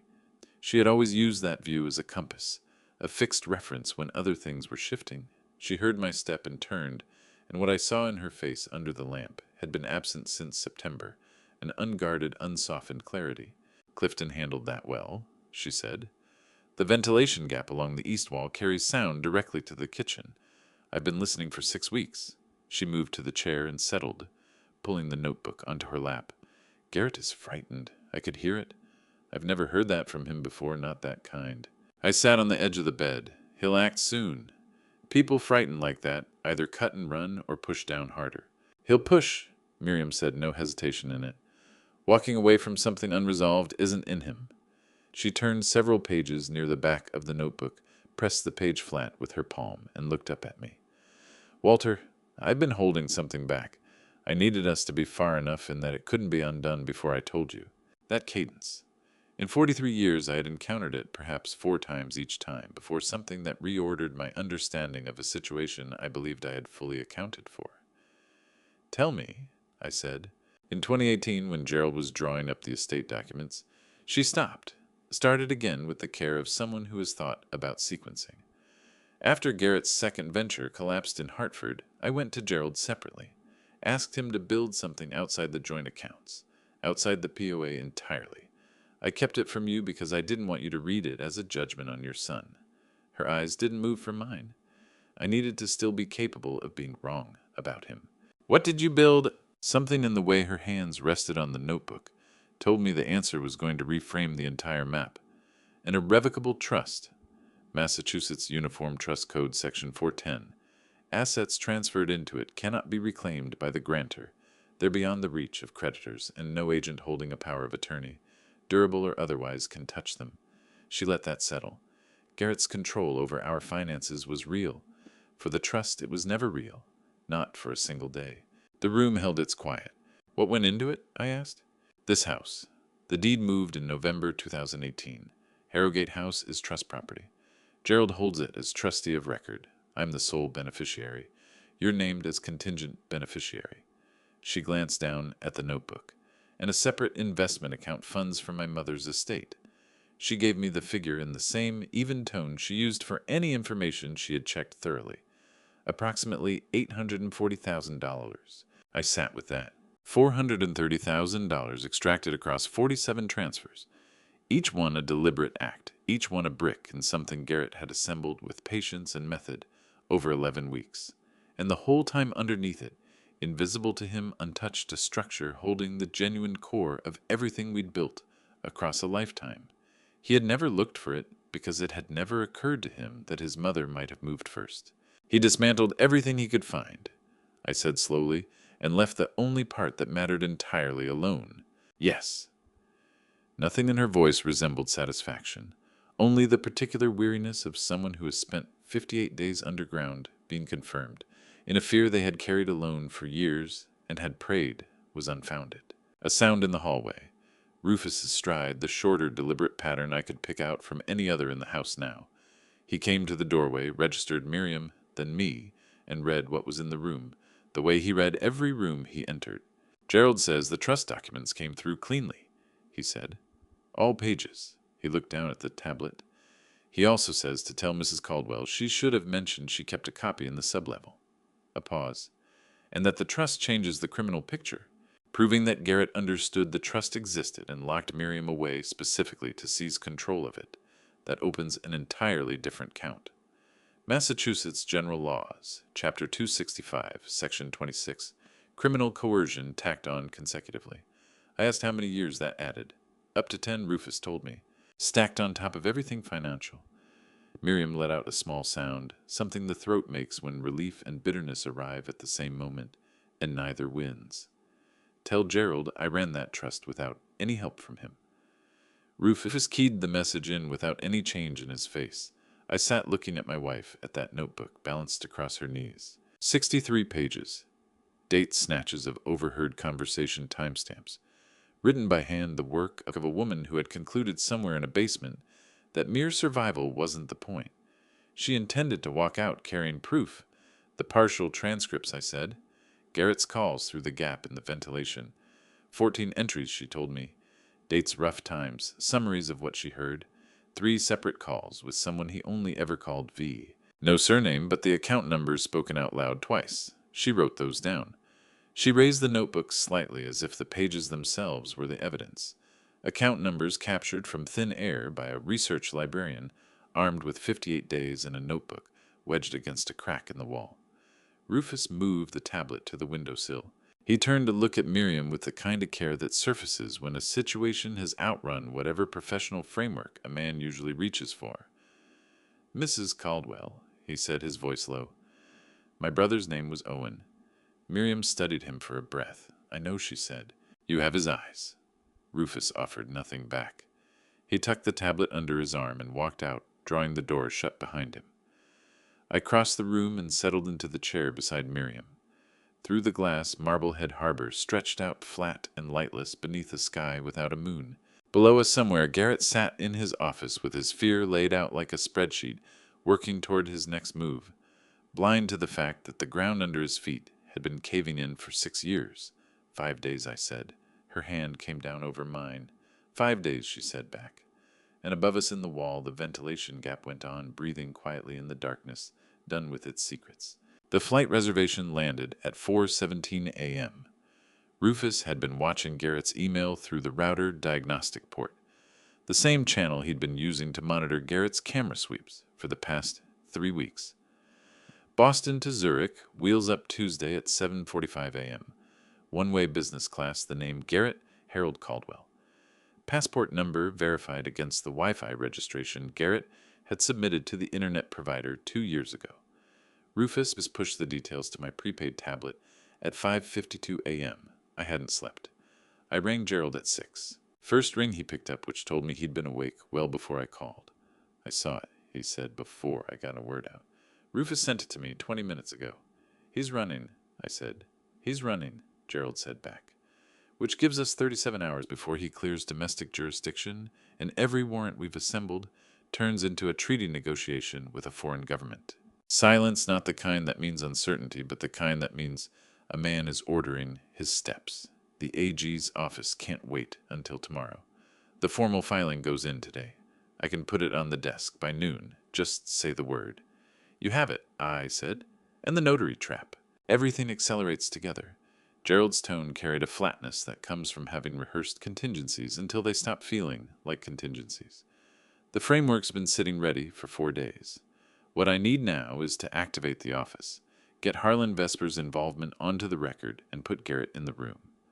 Harlan Vesper, the name Rufus, had surfaced from Miriam's notebook, matched to the account numbers Garrett had read aloud, above the ventilation gap cross-referenced against the structured transfer records and a Massachusetts securities database. Harlan Vesper, 53, a licensed financial advisor out of Back Bay whose firm had routed 11 of Garrett's 47 transfers through his intermediary transactions. Not a bystander, a partner in it. How do we nail down Vesper on record? I asked. That's where Clifton Burrell comes in, Gerald said. Clifton put 6 years into securities litigation before he went out on his own. He and Vesper have a professional acquaintance, the way men in that world register each other's existence without ever extending actual trust. He's prepared to make contact today, lay out the evidence, and hand Vesper a decision. What kind of decision? Cooperate or face the same exposure? Those intermediary transfers put Vesper under the same structuring statute as Garrett. If he comes forward, hands over documented proof of Garrett's directives, the routing details, the sequence of events, the AG's office will weigh his liability on its own terms. Gerald let a beat pass. Clifton thinks he'll take the offer. Vesper has people depending on him. Garrett hasn't earned that kind of devotion from anyone. I turned it over in my mind, those account numbers, in Miriam's handwriting in the back of a notebook that had lived in a basement for 58 days. What it said about a man that he could recite those figures aloud, directly over his mother's head, never suspecting she was beneath him writing every word down. Do it, I said. Rufus slipped in through the side entrance at 8:15, while Garrett was still in the shower. He came through to the kitchen carrying his toolbox and the tablet, his face wearing the look of a man who had burned through sleep some time ago and found something harder to run on. Vesper got back to Clifton at 7:50. Rufus said, keeping his voice away from the ceiling, he wants immunity terms on paper before he'll sit down with anyone. Gerald is drawing those up now. He'll cooperate. Clifton said. Vesper went silent for roughly 30 seconds after Clifton put everything in front of him. Then he said. Rufus glanced down at the tablet. He said verbatim, Garrett told me the old man wouldn't remember any of it. The kitchen held that sentence in the air for a moment. He was wrong about that. I said, yes, Rufus said. He was. The shower cut off somewhere above us. Garrett ran like clockwork, 12 minutes between the water stopping and his feet on the kitchen floor. Reliable as a tide table. That gave me 11 minutes. The notary office, I said. Take me through the whole thing. Rufus put the tablet on the table. Gerald has a colleague and attorney named Bertram Keene, who keeps an office in the financial district. We use that space as the staging point. The story we give Garrett is that he's been reached about a documentary amendment to the estate trust, a routine procedural filing needing his signature in his capacity as secondary executive. Rufus paused. Garrett is convinced he holds that status. The way Gerald worded the original documents allowed Garrett to read secondary executive authority into them. He reads them wrong. So he walks in on his own. He walks in because he'll think the signature extends his grip on the estate. What is it he's actually signing? Rufus stopped himself. Go ahead. What does he actually put his name to? A witness declaration that he is Walter Caldwell's son and sole designated agent. Rufus held my gaze. The instant that signature goes down in that office, he has sworn to his own identity and his role under oath. At that same moment, Gerald submits the elder abuse complaint to the AG's office. The bank records travel to the federal prosecutor, and Clifton walks through the door carrying Vesper's cooperation agreement. He paused. The whole machine runs in one room inside 1 hour. 11 pieces falling into place in a financial district office on a Tuesday morning. Garrett's footsteps hit the stairs. 4 minutes, maybe. The call has to come from me, I said fast. If Gerald's name is on it, Garrett won't move.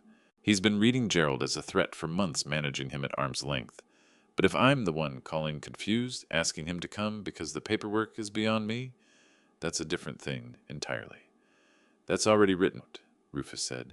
He drew a folded index card from his shirt pocket and laid it in front of me on the table. Gerald drafted it last night. Ring Garrett at 9:30 after his coffee once he's settled. Tell him Gerald's office reached out, that a document needs his signature, that you don't follow what it means, and you'd feel better if he were there. I read the card through once. Then I looked back at Rufus. 4 months of frightened. One more performance is nothing I need to rehearse. Garrett's feet hit the bottom step. Rufus collected the tablet, snapped the toolbox shut, and disappeared into the utility corridor, unhurried, seamless as though the kitchen had never held him at all. I tucked the index card into the pocket of my robe and faced the doorway. Garrett came in dressed hair in order, phone in hand. The look he turned on me had been sharpened since Sunday. The focused attention of a man who has privately resolved something and is watching to see whether anyone else can tell. Good morning, I said. He let the silence sit for just a beat too long. Then good morning, Dad. He set his phone on the counter face down. I filed that away. A man who has purchased a one-way ticket to Zurich, without telling his father, keeps the screen where no one can read it. By 7:45 tomorrow morning, he planned to be airborne. That was not going to happen. At 9:28 a.m., I walked to the kitchen, lifted the house phone, and dialed Garrett's cell. His office sat directly above me. I heard it ring through the ceiling. One ring, then the scrape of his chair and his steps crossing toward the desk.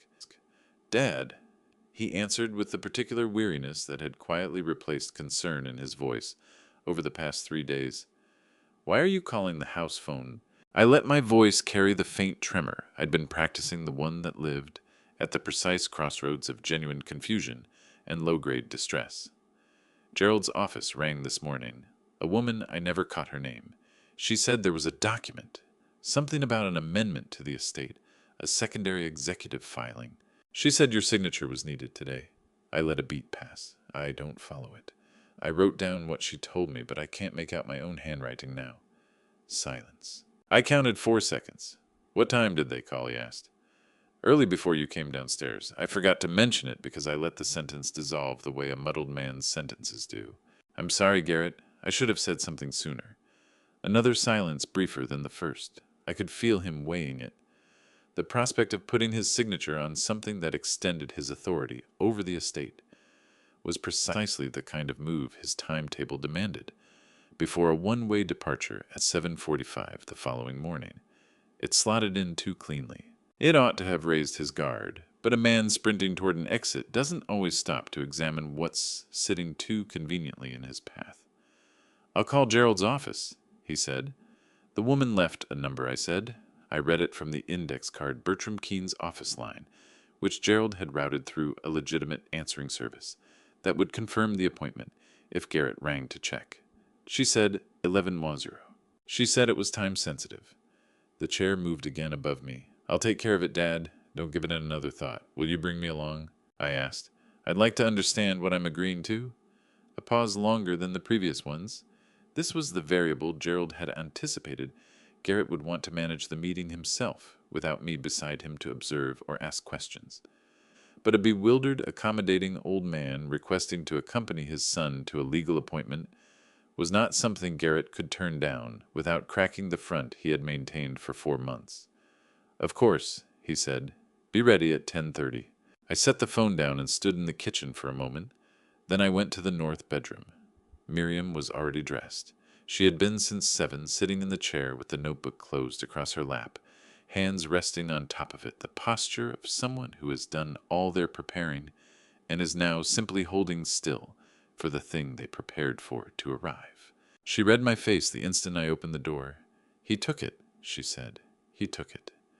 She let out a breath, slow, deliberate, the kind that carries something with it on the way out. How long? We go at 10:30. Gerald has everything in position. Rufus will stay here with you until I stopped and started again, until it's finished.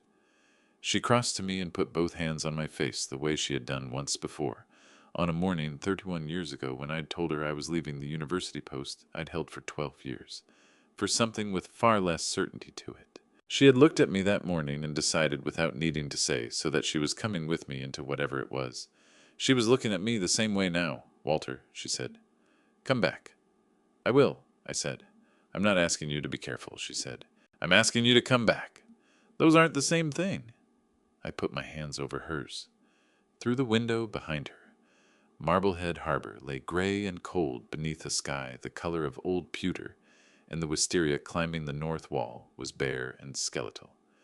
I found myself thinking about spring, not as consolation, but the way you think of it, deep in a hard winter, as something immovable and patient, sitting on the far side of whatever you still have to get through. I'll come back, I said. At 10:25, Rufus stepped out of the utility corridor. He looked at me once, checked his watch, and gave a short nod. Camera loop is running, he said quietly. Gerald confirmed the AG filing cleared at 9:50. Clifton is already at the financial district office. Vesper's cooperation agreement was signed at 9:15. He paused. Everything is where it needs to be. And Garrett has no idea about Vesper, I said. Garrett believes Vesper's still his, Rufus said. He's been counting on that for 8 months. Garrett came downstairs at 10:29. He was wearing his good coat, the navy wool. One he reserved for meetings he considered important. He had nothing on him but his phone, his keys, and the expression of a man who has decided that whatever he is walking into is within his ability to manage. He looked at me standing there in my coat and scarf and said, You didn't need to dress up, Dad. I wanted to look presentable, I said, for the lawyers. Something passed across his face, not quite amusement, but the outline of where amusement might have been. He held the front door, and I passed through it ahead of him down the porch steps and across the gravel to his car. The air outside was sharp and clean, the smell of the harbor cutting through the cold. For the first time in 4 months, I was standing outside that house, without a managed excuse or a monitored window to account for it.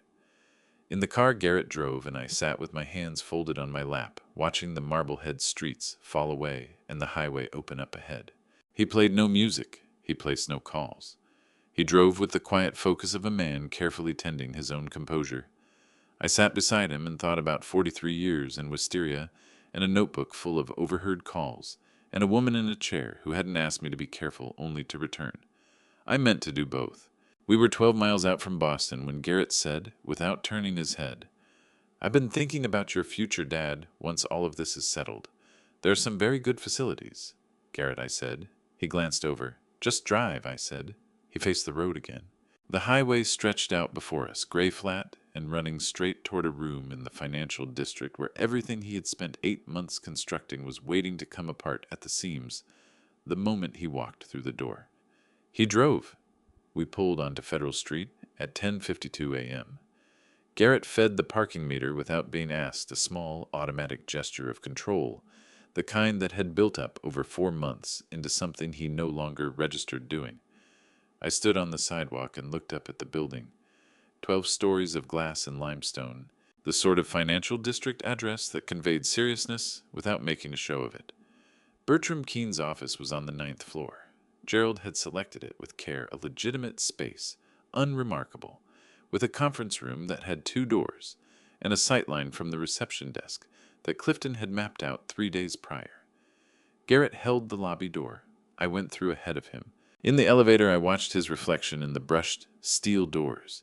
He was doing what I had spent 38 years teaching students to recognize the thing that happens to a face when a person is holding 2 competing versions of events in their head at once.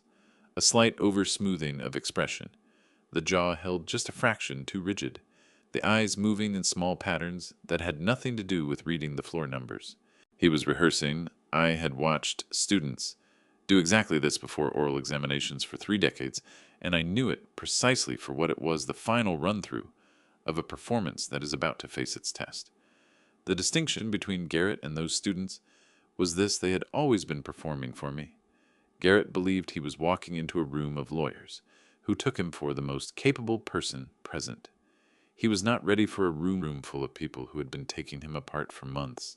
The elevator opened on 9, a clean, spare reception area, a woman at the desk who confirmed our names and pointed us down a corridor to the left.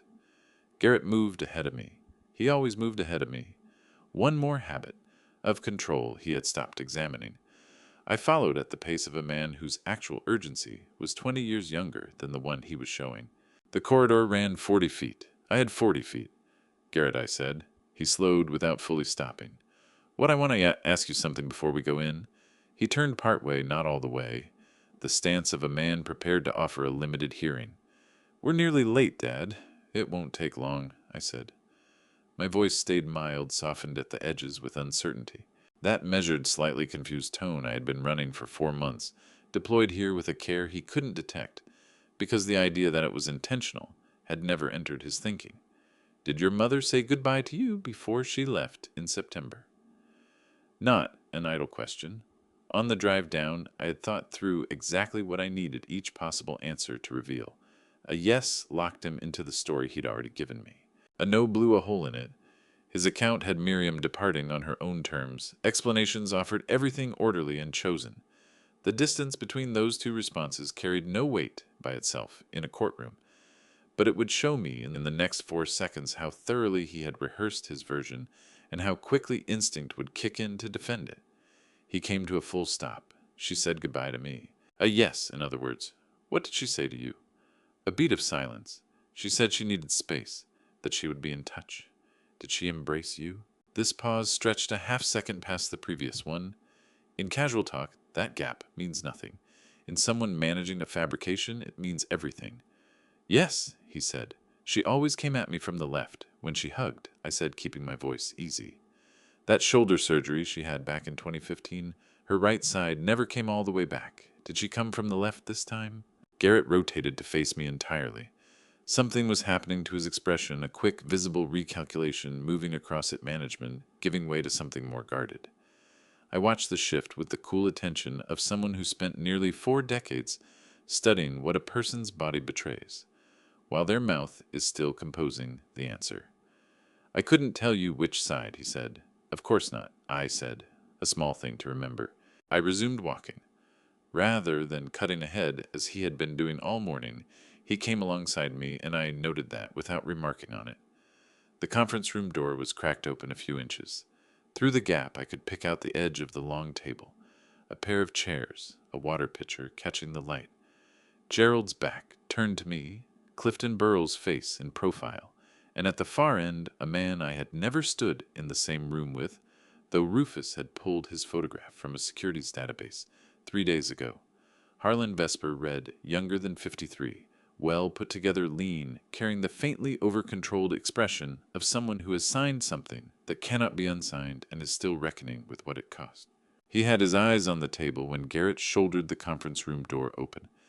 Garrett clocked him inside the first half-second. What I saw travel through Garrett was not visible in his face. His face held, but his shoulders climbed a 1/4 inch and didn't come back down. "Harlan," Garrett said. The voice was steady, remarkably steady. "I didn't know you'd be here." Vesper looked up, held Garrett's gaze for a moment, then let it go. That particular form of evasion that belongs to a man who has already spoken at length about the person now standing in front of him and who understands what those words have triggered. Garrett. Vesper offered nothing further. Gerald got to his feet. Mr. Caldwell, Walter, have a seat, please. He indicated the two chairs on the near side of the table, opposite Clifton and Vesper, with the easy authority of someone entirely at home in this room. There are documents we need to work through. Garrett didn't sit right away. He stood just inside the doorway, and I watched him assemble it. Vesper there, Clifton across from him, Gerald composed and unhurried. Chairs positioned as they were. He was fitting the pieces together at the speed of a man sharp enough to see a pattern forming and seasoned enough to know that showing he'd seen it was its own kind of admission. He sat. I took the chair beside him. Gerald laid a document on the table. The witnessed acknowledgment, 2 pages clean, print formal layout precisely as Rufus had walked me through it. Garrett examined it the way you examine something you already suspect is a snare and are trying to locate the trigger. This is a standard secondary executive confirmation, Gerald said. It sets out your position in the estate structure for the AG's supplementary review. We need your signature on page 2 with Mr. Burrell as witness. Garrett's eyes went to Clifton. Clifton returned the look with the even composure of a man who has spent 20 years in rooms like this one and has nothing personally riding on Garrett's state of mind. "What is Harlan doing here?" Garrett asked. "Mr. Vesper's serving as financial witness to the account structure," Gerald said. "It's standard practice for supplementary estate filings where intermediary transactions are involved." The phrase intermediary transactions dropped into the room and settled there with a density that only 2 people at the table were equipped to feel. Garrett's left hand, which had been resting flat beside the document, shifted a 1/4 inch in its direction and then went still. "I think I'd prefer to have my attorney here before anything gets signed," Garrett said. "Naturally," Gerald said, his tone unchanged. "Call whoever you need." He let a beat go by. "Although the AG's filing window shuts at 2 p.m. today. Past that point, the supplementary evidence goes through automatically under the Emergency Elder Affairs Protocol." A shorter pause. "Your name on this before 2 simply puts your cooperation on the record. Without it, the record still gets made." Garrett studied the document. He looked across at Vesper, who had found something absorbing in the water pitcher. He looked at Clifton, who was watching Garrett with patient attention. Then he looked at me. I had my gaze on my own hands flat on the table in front of me, the right and the left lying together, one more practiced, one more guarded one that had put its signature to 38 years of academic life, and one that had signed a single revocation document at a study desk on a Sunday afternoon, while a notary's seal bit into paper, already bound for the county registry. I kept my eyes down. "I want to know what it is I'm actually signing," Garrett said. Something in his voice had shifted. Not collapsed? Not yet. Garrett wasn't the kind to collapse easily, but it had adjusted the way a finely tuned instrument adjusts when the room it was calibrated for has stopped being the room it's in. Gerald nudged the document 2 inches across the table toward Garrett's side. "Quite straightforward," Gerald said. "Shall I take you through it, line by line?" At 11:17 a.m., Garrett stood up. No preamble, he pushed the chair back and came to his feet in one motion, the kind that carries a very specific energy. A man who has concluded that the spatial logic of a room is working against him, and has decided departure is the only way to change that. He settled his coat. His hand rested a moment on the back of the chair, as if he were weighing whether to bring it. "I need some air," he said. "Of course," Gerald said. Gerald didn't move. Garrett went to the conference room door, the one we had come through, the one connecting to the corridor, to the elevator to the lobby, to Federal Street, and a car, and Logan Airport, and a one-way flight at 7:45 the next morning. He closed his hand around the handle. The door swung open from the other side. 2 people stepped through. The first I hadn't seen before. Mid-40s dark suit credentials, wallet flipped open in a motion that had clearly been made hundreds of times. Special Agent Diane Calloway, FBI Financial Crimes Unit, Boston Field Office. The second was a man whose face matched Gerald's description precisely, the Assistant District Attorney for Essex County, whose name I won't write here because it belongs to the public record, and this is not that. One step back was all Garrett managed before he stopped, and I watched the final structural layer of his composure encounter something it had not been built to withstand. "Mr. Caldwell," Agent Calloway said, "please take a seat." Garrett turned his eyes to me. I was still looking at my hands on the table. I hadn't shifted since Gerald's question. I didn't look up now. Whatever was on Garrett's face in that moment, I had already seen every version of it across 4 months of living under the same roof. And there was nothing I wanted to give him to read in mine. He sat down. What came next ran 91 minutes. I know that because I kept my eyes on the wall clock above Gerald's head and tracked every increment, the thing you do when stillness is what's required of you, but the room around you is anything but still. Agent Calloway ran the formal proceedings. The ADA took notes by hand on her right. Gerald laid the documentation out in sequence. The bank logs first, all 47 transfers arranged in a printed summary that Agent Calloway set in front of Garrett without a word of commentary. The biometric enrollment records followed. Then the pharmaceutical courier documentation Rufus had put together. And then Miriam's notebook, which Gerald had taken in as a scanned file and run off in full 63 pages, each bearing its date, each one a log of what a woman pressed against a gap in a basement wall had heard while her son went about his life in the house overhead. Garrett sat with those pages in front of him for a long time. "Those are inadmissible," he said finally. "A private residence. No warrant was issued. Mrs. Caldwell was a lawful resident of that property." Gerald clarified the point. She wasn't classified as a third-party interceptor. Conversations she could hear from within the shared walls of the property were admissible under Massachusetts evidentiary rules. He let that sit a moment. The AG's office had already signed off on it. Garrett turned toward Harlan Vesper. Vesper's gaze was fixed on the tabletop with the kind of intensity men direct at surfaces when they're not actually seeing them. The stillness of someone who has already said everything he had to say in this room and is now simply absorbing where those words have landed. Harlan Garrett said. Vesper raised his eyes. There was something in his face that marked a line crossed and left behind. "I'm sorry, Garrett," he said. "They already had the account numbers." A heavy quiet settled over the room. Agent Calloway placed a second document on the table directly in front of Garrett. "Mr. Caldwell," she said, "I want to be exact about where things stand. We have 47 structured transfers totaling $430,000 carried out through your biometric authorization. We have intermediary transaction records that Mr. Vesper has confirmed. We have pharmaceutical documentation consistent with unlicensed compound distribution. We have 58 days of contemporaneous observation records from the sublevel of the Lantern Bluff Road property." She paused. "Beyond that, we have property title and investment trust records submitted this morning through Gerald Ashford's office, establishing that approximately $840,000 in additional assets fell entirely outside the scope of your power of attorney." Garrett made no reply. Agent Calloway went on, her voice holding the same level, unhurried tone. "The sublevel was reviewed by the Essex County Forensic Team as of 9 this morning. Access records, ventilation configurations, supply inventory. Every element has been cataloged."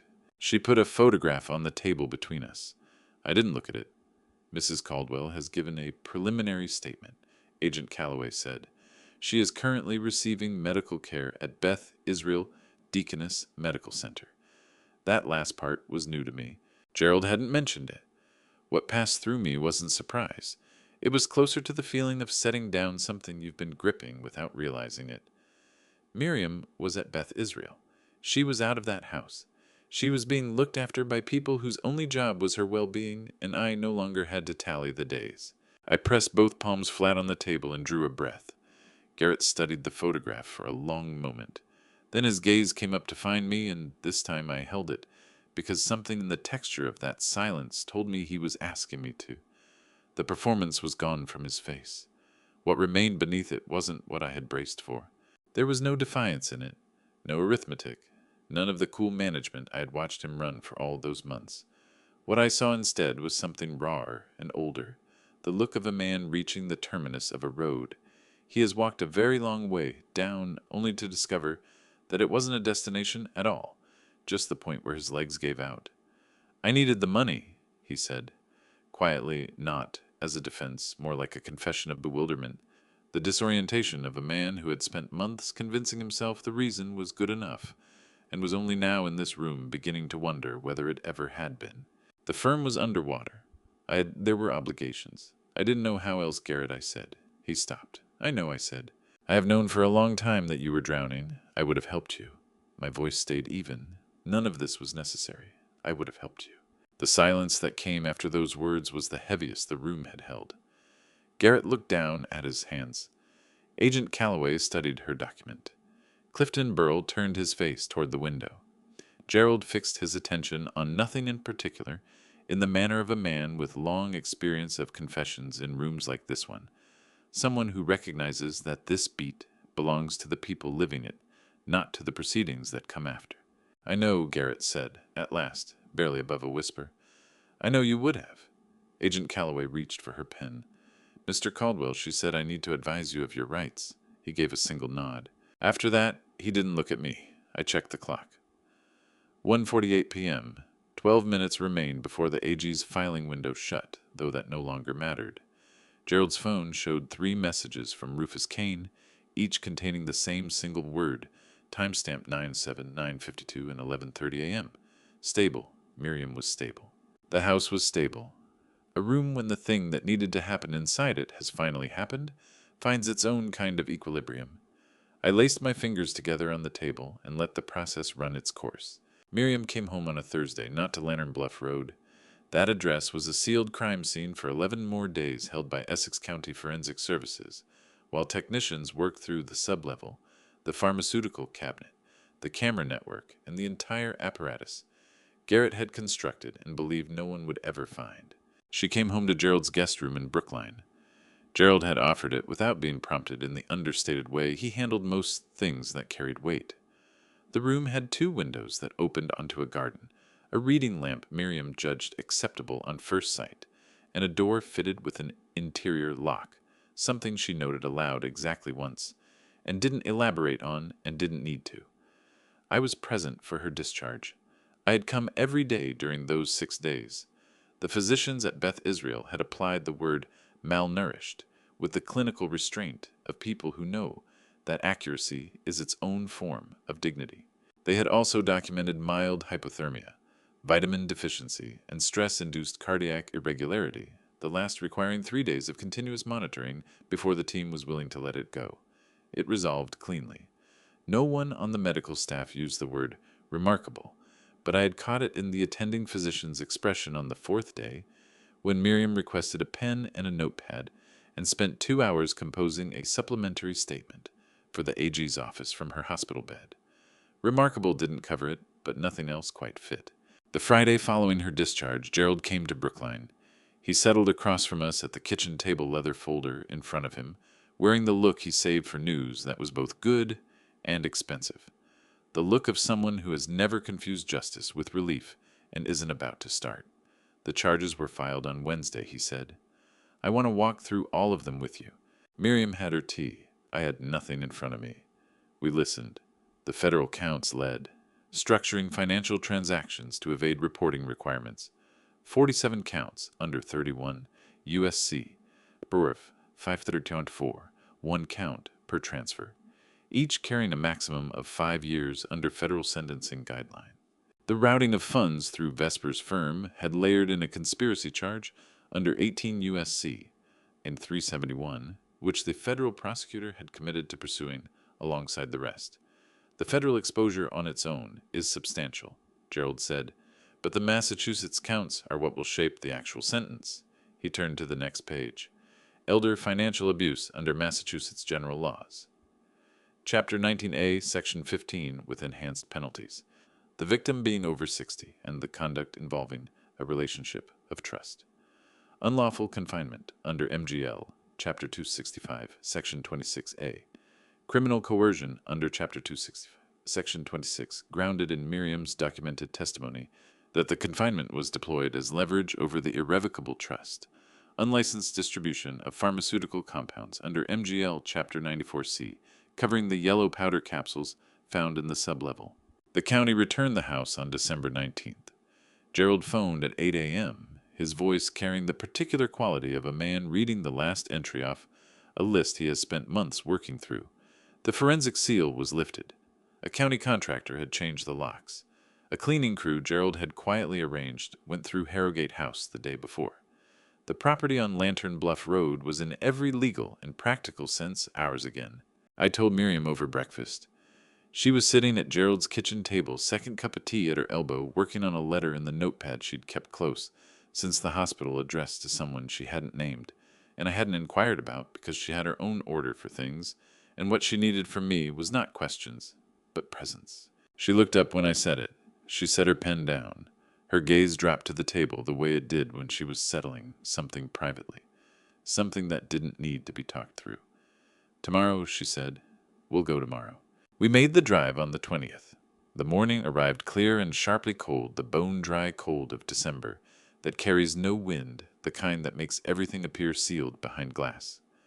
Marblehead Harbor came into view, gray-blue and motionless winter light spread flat across it, offering no warmth but a quality of honesty I'd always valued above warmth. Then the tree line along Lantern Bluff Road, then the crunch of the gravel drive, and then the house itself, unchanged upright, having stood in that spot for 31 years, and registered nothing of what had unfolded within its walls. I cut the engine. Neither of us moved to get out. "Are you ready?" I asked. Miriam looked at the house, at the north wall where the wisteria climbed the gold trellis. Bare now, the canes cut back to their bones, gray-brown against the white clapboard. Come March, it would begin its work again. By April, it would be excessive, the way it always became excessive in April. "I've been ready since September 15th, she said. "I only had to wait for the door to open." We went inside. The cleaning crew had been thorough. The air carried something neutral, scrubbed the specific absence of smell that settles in after everything that had been allowed to accumulate has been taken away. I stood in the front hall and took in the staircase, the coat hooks, the small table where Garrett had set his keys down every night for 4 months. The keys were gone. The table was just a table again. Miriam went straight to the kitchen.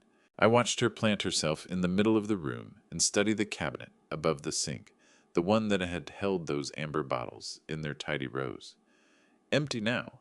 The forensic team had cleared it entirely. She held her gaze there for a long moment. "I want to paint this room," she said. "A different color. What color I don't know yet." She turned away from the cabinet. "Something that doesn't remind me of a place where a person got managed. We can make it whatever color you choose," I told her.